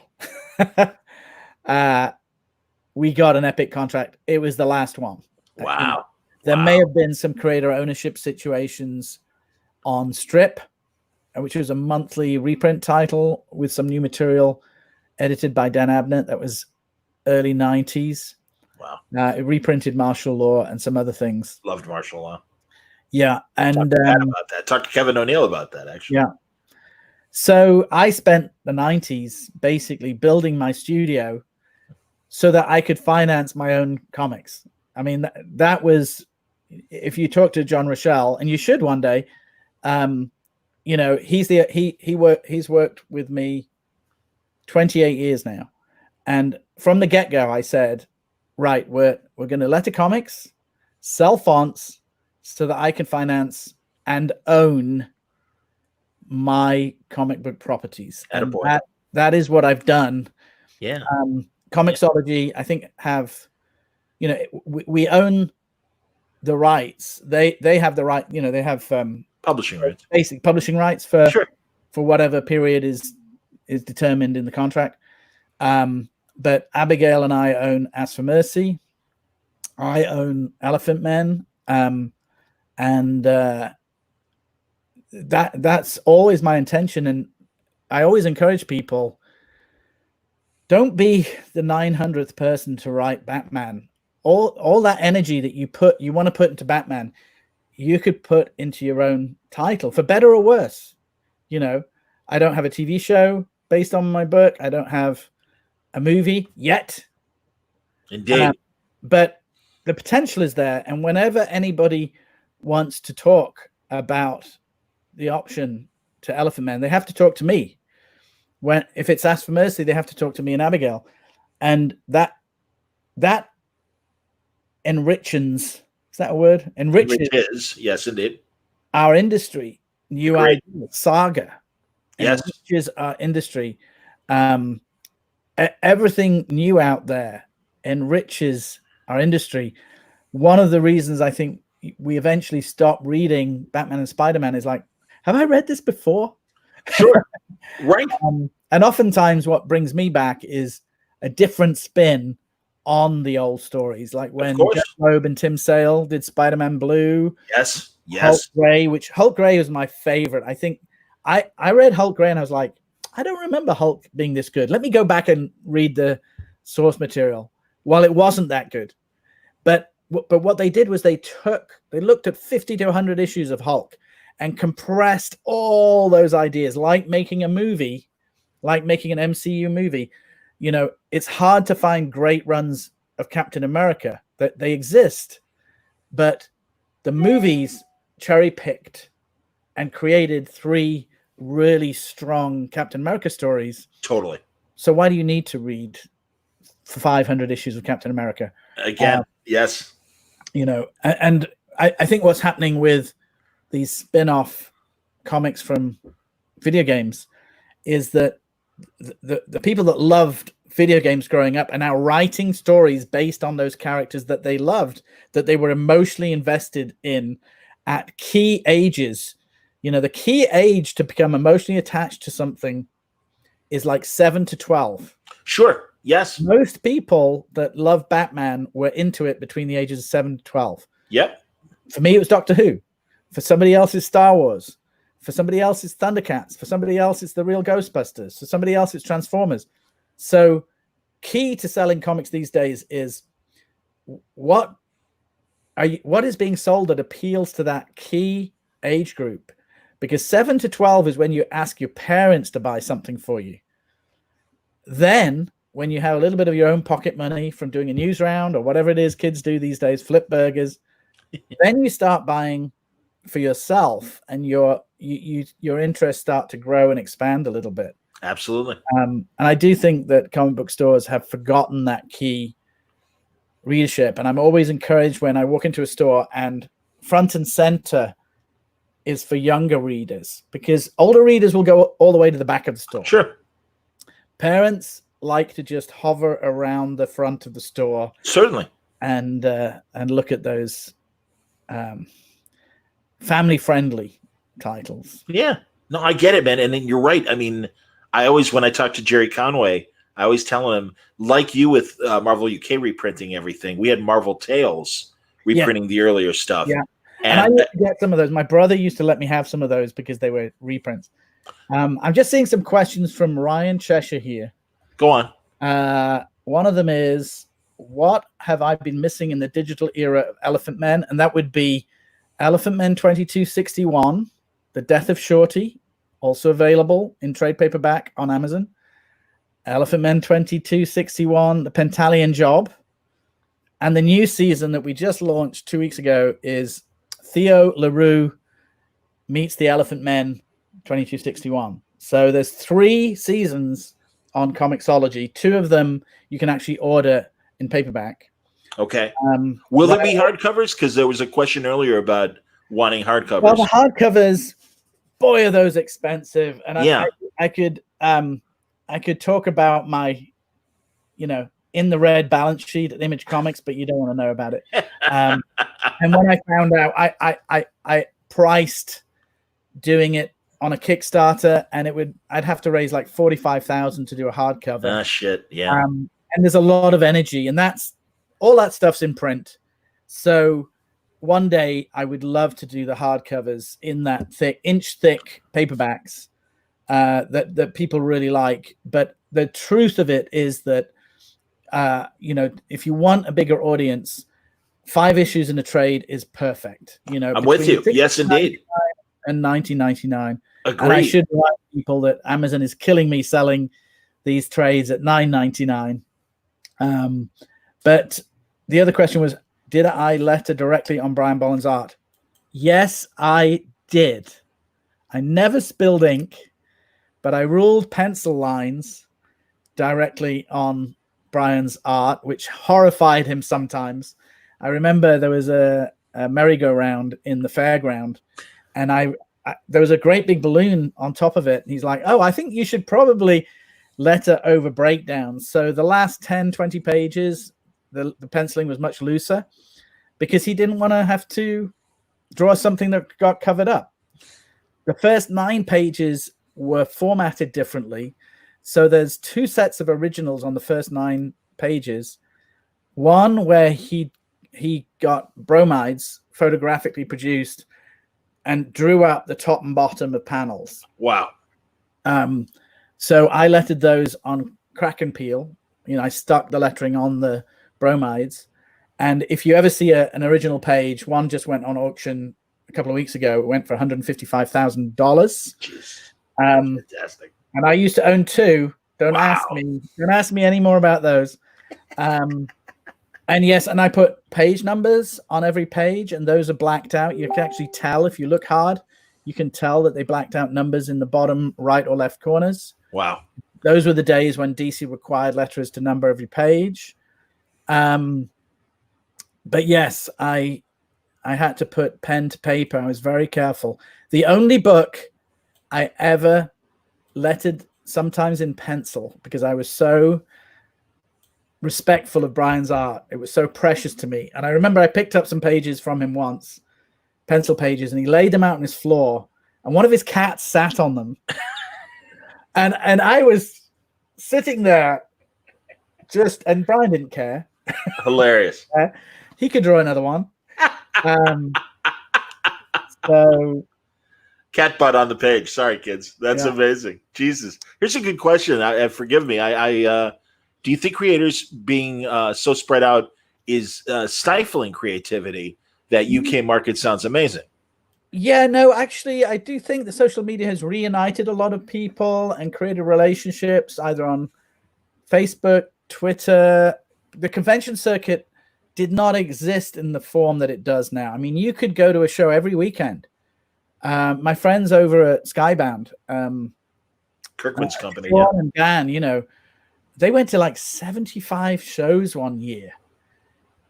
Sometimes, well, there are not 75 weekends in a year, right? Of course, yes. They had to double the teams. Wow, yeah. One year, I think I did 12. That was way too much for one person. I understand. Because I don't have Skybound lugging things around for me and I can appreciate that. Roll onto the floor. So, you know, I think the biggest thing that created this in lockdown is seeing people at shows. Definitely, I've talked to people a lot on social media, you know, but I don't mind the break. I really don't mind a year off, having to think about signings, generating publicity for San Diego or Thought Bubble, which is absolutely my favorite show. It's an artist-centric show in the north of England, in Harrogate. It's coming back next year. It's not happening this November. Sure. Aside from the fact that it's in the best city in the world, Harrogate, which is the best city because it has not one Betty's tea room, but two. And both my brother and my sister live there. Okay, great. My dad is in a home there. Okay. But that aside, that would be great anyway. Sure. Thought Bubble is a show about artists. Lisa Wood, who's known as Tula Latte, is an artist herself, and she has made it a priority to showcase artists. It's not about companies. It's not about selling comics. It's about artists, and promotes art and artists and writers and creators. So, yeah, if you ever get a chance to go to Thought Bubble, some of my friends went this last year. Who went? Tara Hamilton, who's a local Chattanooga artist. You should look her up. She is a natural. She's got some great work out there. She did a series called Arrow, Arro. Look her up. Tara, Tara Hamilton, like the musical. Okay. And a couple of other local artists set up at Thought Bubble last year. I have, brought in, some of my friends, Pierre Guerra and Ian Boothby went along. Tim Sale has been with me twice. Mike Mignola. So they always go out their way to get a big name. Gerard Way was there one year. That was their busiest year because Gerard Way, of course, has two audiences. Indeed. So yes, I do. I do miss that camaraderie in the UK market, but it also existed in the American market with the top of the Hyatt, being in the bar with everybody else. Sure. I think the last time I was in there, Kevin O'Neill was visiting because of League of Extraordinary Gentlemen, and we sat and had, a couple of pints of Guinness together, and that's the last time I remember it not being full of fans looking for creators. Interesting. Sure. And I think that the proliferation of shows has meant there's more pressure on creators because the showrunners really want to make money off the guests. That's why you're invited as a magnet for a certain part of the audience. Of course. A lot of shows now also dabble in photo celebrity signings, Yep. which are its own thing. Of course. I don't think those people are going to buy comics anyway. Yes. And it does sort of split up the people on the floor. Agreed. Because a lot of people are in line for David Tennant's autograph or sure, Matt Smith. Yeah, absolutely. Supernatural. Yeah. Yes. There's a whole different thing, but I definitely miss catching up with Larry Young, whose booth is just around the corner from me, or Eric Powell, who just did that beautiful Elephantmen poster for me, or any number of people who are going through similar challenges in the industry to you. You know, that's the exchange of information, insights, just, you know, how are you holding up? Sure, that's what I'm doing, man. That's what we, that's what we miss out on. And frankly, the upside is we have time to do things like this. 100%, man. Because it is San Diego Online next week. Yes. Are you doing any panels? I have a booth. Oh, that's great. I don't know what that means yet. I didn't do any panels. I did a panel last year. Okay. I tend to. It seems I do a panel every other year. Okay. Comixology have, booked my panels in the last couple of years. They take a lot of time, but they're always enjoyable. You always get people that turn up at your panel at San Diego want to be at your panel. Same thing at Thought Bubble. They're not sitting down because the AC is better in that room. You know, even though the AC probably is better in that room. I'm with seeing all the questions here. I'm trying to. I think we're good. I honestly, I do. I think we're okay as far as questions go. Tell me again the name of that the monthly. Somebody asked me what are those figures back there. Let me see. Yes, here I'm going to take myself out of the picture, and you can go ahead and describe. Those are.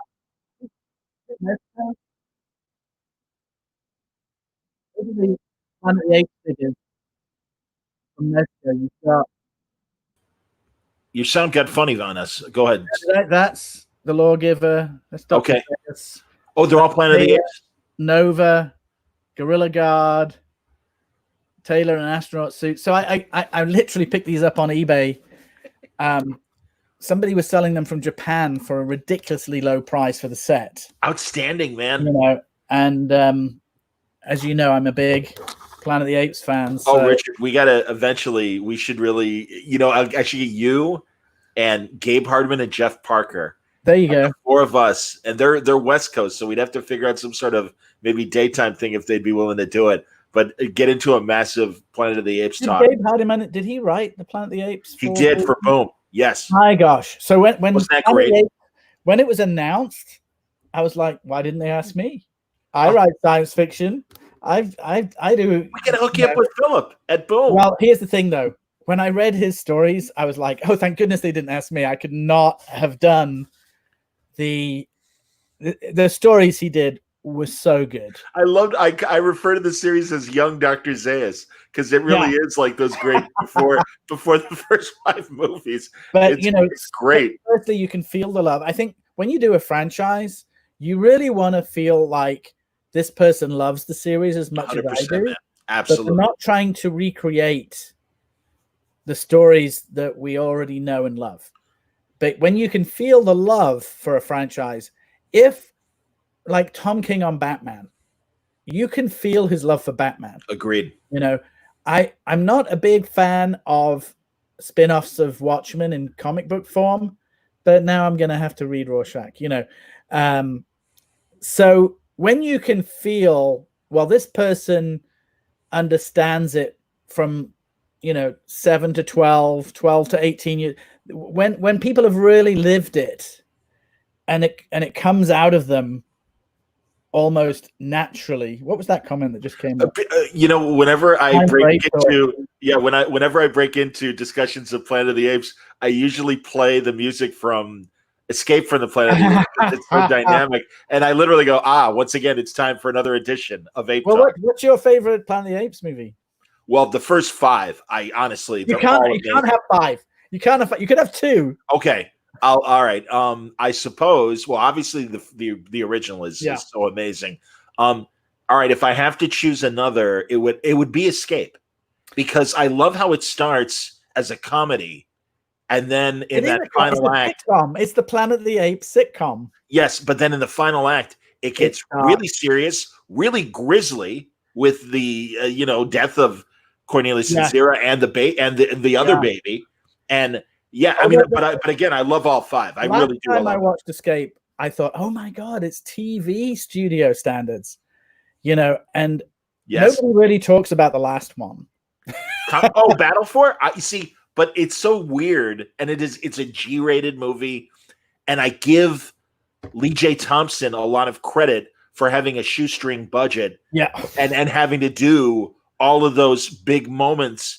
And doing the best he could. And then just the weirdness of Paul Williams and Roddy McDowall with guns. Yeah. And all the cameos. Lou Ayres as the keeper of the guns. And of course, John Huston is the lawgiver. Or not the lawgiver, but the man talking about the lawgiver and everything at the beginning and end of the film. The interesting thing I think about Planet of the Apes is that if they'd finished with Beneath, it would have been fine. And it would have been 2 pretty dark Twilight Zone style apes movies. Oh yeah, you're right to pick. I would definitely say Mignola's a big fan of Beneath the Planet of the Apes. That. Oh my God! So we got to get Mike in the conversation too. Go on. Yeah, it's the first one he saw, so it made that impression on him as a young man. The first one is the first one I saw. Me too. And then I had to read the novelizations. Because the last 2 were never on British TV. I never saw them. Conquest and Battle were never on British TV. Conquest and Battle existed for me in my mind reading the book with two stills, front and back cover. Those great, the Planet of the Apes magazines. If you haven't seen Boom's hardcover collections, go to Amazon right now and buy them. Or better still, your local comic book store and order them. Indeed. Doug Munch did a lot of those. Gorgeous. Yeah. I have one page. I have a page of Mike Ploog's Wow. the Apes, which was gifted to me by Mike Mignola, who owns another 2. Wow. And he realized he was keeping them, but would never frame all of them. So he knew he's a sweetheart. That's outstanding, man. That's fantastic. So Conquest and Battle existed in your mind as novels, obviously. Yeah, but I did see Escape. And what when you look at that, is that's what made it a franchise. Going back in time, starting over again, and when they rebooted successfully, not the Tim Burton.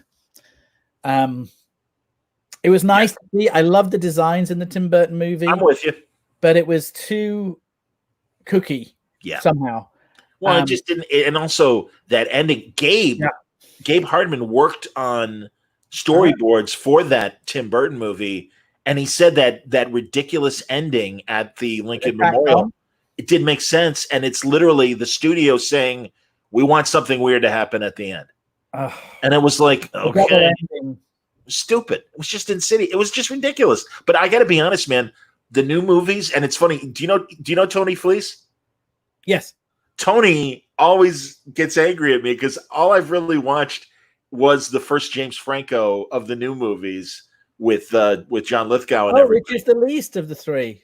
Well, I don't, Richard, I don't know why I cannot get into the idea of watching the new ones because I so love the aesthetic of the original 5. Please convince me why I'm wrong. What I was leading up to is without Escape from Planet of the Apes, there's no reboot. Right. The reboot starts with the premise in Escape from the Planet of the Apes, which is where did the problem start? And they do a great job in the sequels, Rise and Dawn, whatever. Yeah. They do a great job of explaining what happens to the humans. Well, they're remakes of Conquest and Battle. Yes. And thank goodness they did, because you don't need to remake the original. No, agreed. Which is kind of where they went with the Tim Burton one, and that's the mistake. the triumph of the Andy Serkis versions. And, I think I mentioned that Andy was interested in Elephantmen. Oh, that's great. Yeah, well. Oh, but he got snapped up by Star Wars, Planet of the Apes. He got snapped up by all the brands. I'm hip. What was the other one? He was in the Avengers movies. He was Claw. Oh, yes, of course he was. Yes, indeed. So, I think he made a career decision. No. Which is very wise. And, everybody, the problem with original properties is you don't have a pre-existing market. I'm probably going to be 6 feet under when Elephantmen is considered branded well enough to make a movie franchise or even a Netflix TV show. I was going to say, we got to get the streamers interested in it, Richard, because, they've taken chances on God, and I'm forgetting Sanford Green had a great series that I wasn't aware of until Sanford told me about the animated series. And it was another anamorphic. We've got Umbrella Academy. We've got certainly. Yes. I mentioned the boys. And Usagi Yojimbo has just been licensed. Yes. So, I never give up hope, but sure. I definitely imagined Elephantmen. I was like, okay, the CGI industry is advanced enough to make an Elephantmen movie possible.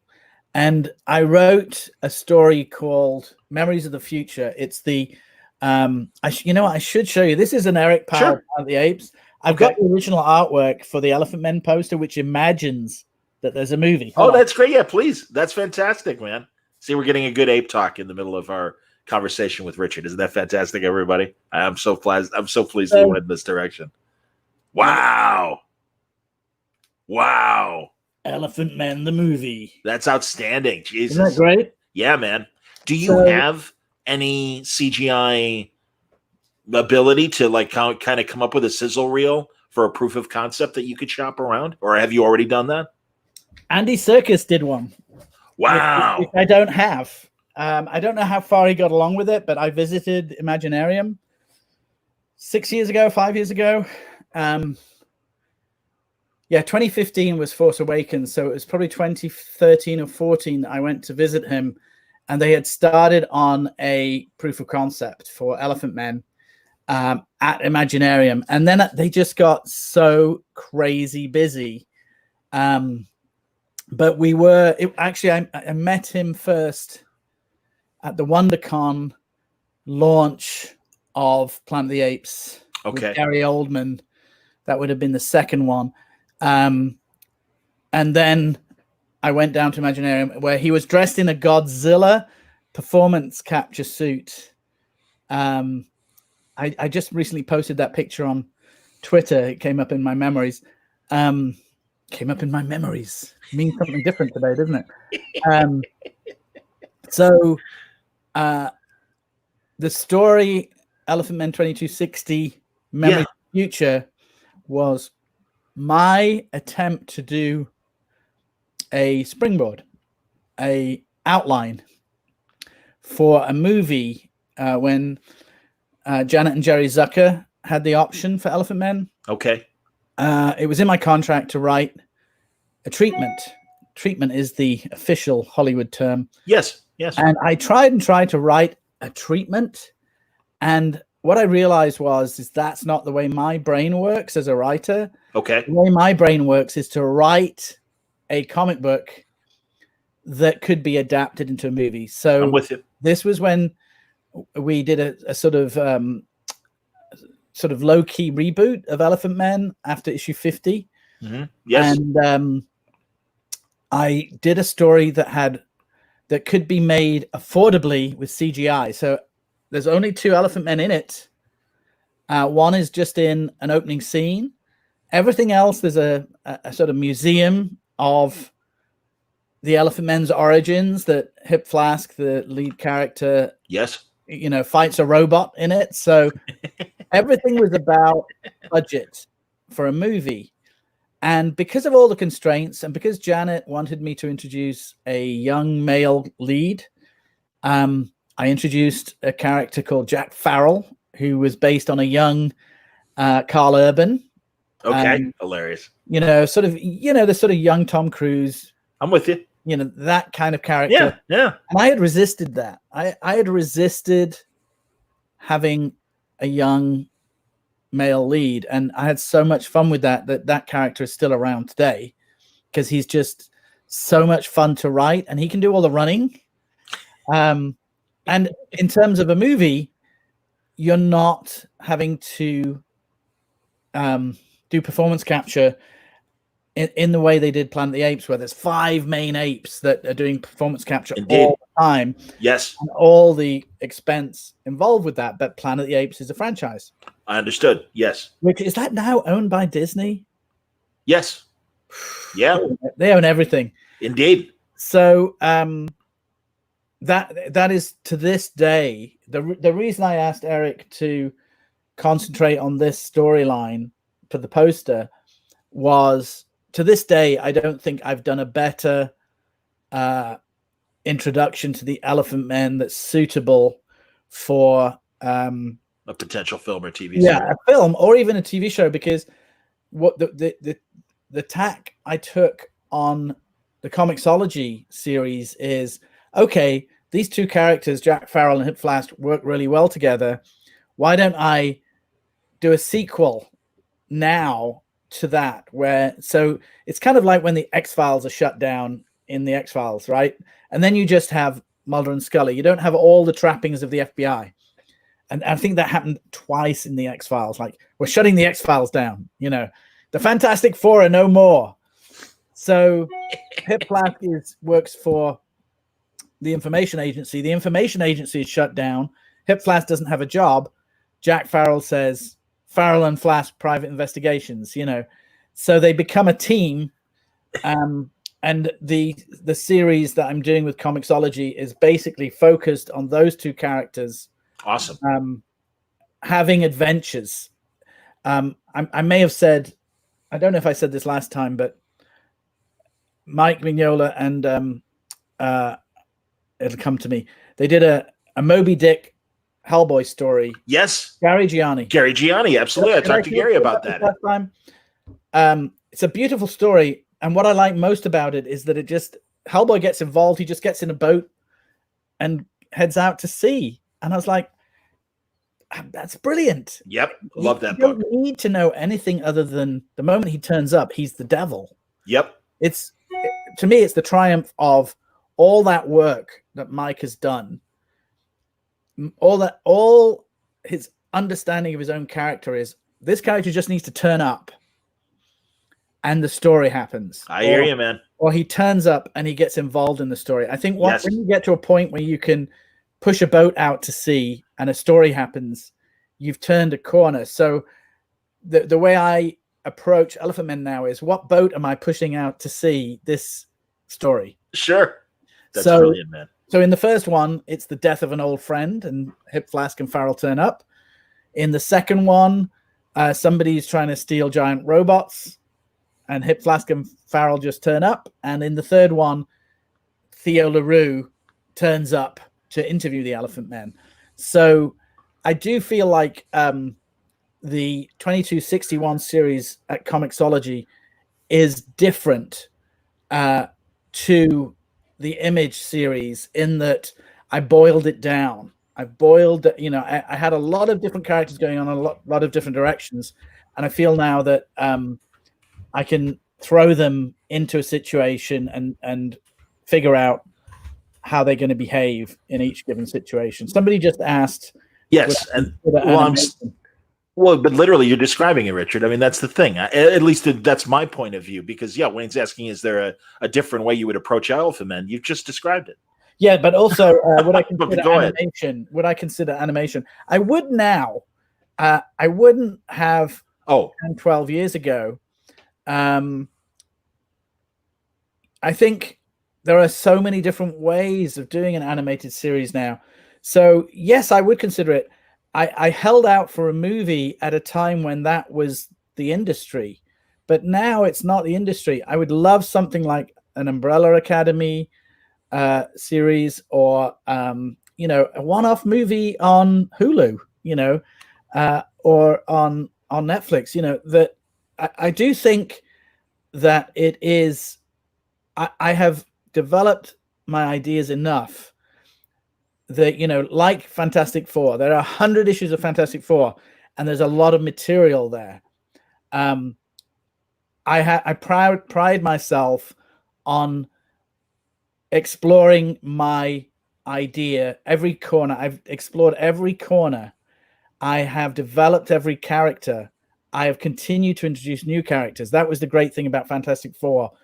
And I'm no match for the amount of the richness of ideas in Fantastic Four. Silver Surfer, Inhumans, Galactus, Frightful Four, Black Panther, you name it. Yes. And part of the reason for that was there were only 8 slots on the newsstand. Yes. Dan liked to introduce new ideas through other titles. Yes. But that meant that it was a treasure. It was a treasure chest. Agreed. Of ideas at all times.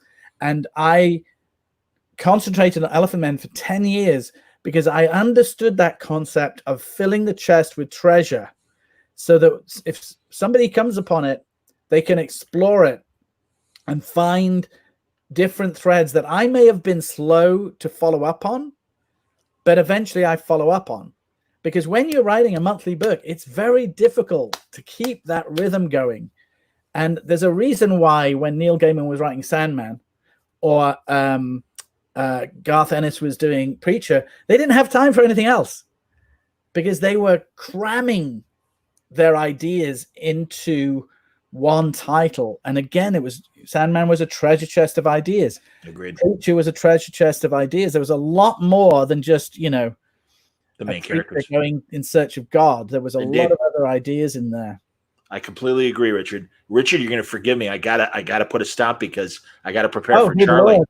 No, this Charlie. Richard. Say hi to Charlie for me. Richard, this was amazing. Seriously, as always, I appreciate your point of view, and I think I really love what we heard about Marvel UK, but what you've said about the retailers, and I think it's very wise advice. And I will absolutely point that out in the introduction of this and as I promote this. And of course, the return of Elephantmen as a Comixology original. These are exciting times, and I'm really very glad. I really appreciate the time you've given me, John. Dude, seriously, I drank a lot of coffee. Well, as have I. And no, seriously, man, I always enjoy our conversations, and I'm so glad that we've done 2 so recently because it makes up for those years, literally. In between, now we can pretend we did one every 5 years. So and then I'm not aging. You look great. Don't kid yourself. And I'm glad you're healthy. Beard. Yeah. I'm glad you're doing all right. And seriously, when the next arc starts, how many issues for the first arc? Of Comixology? Yeah. We're doing 5 issues each season.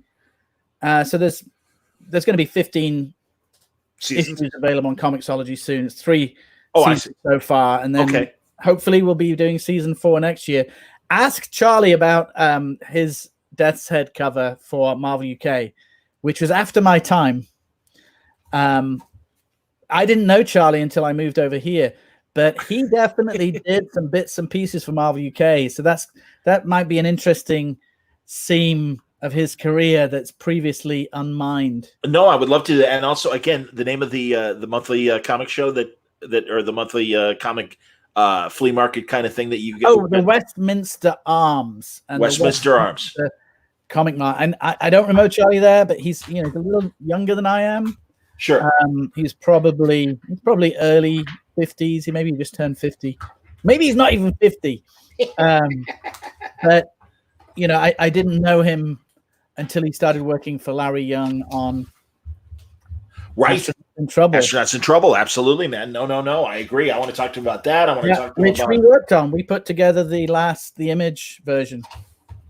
All right. I'm going to tell you what, Richard. Hang on the line. We're going to end the broadcast. Okay. But I can't grab a pen, so I'm going to write all these notes down for me, and you're helping me in my Charlie prep. So everybody, just that's watching right now, stick around because in about 45 minutes, let me look at my watch. Yeah, 45 minutes. We're going to be talking to Charlie Adler about all that Richard has just mentioned. It's a busy Word Balloon live matinee, and I appreciate everyone asking great questions and hanging out.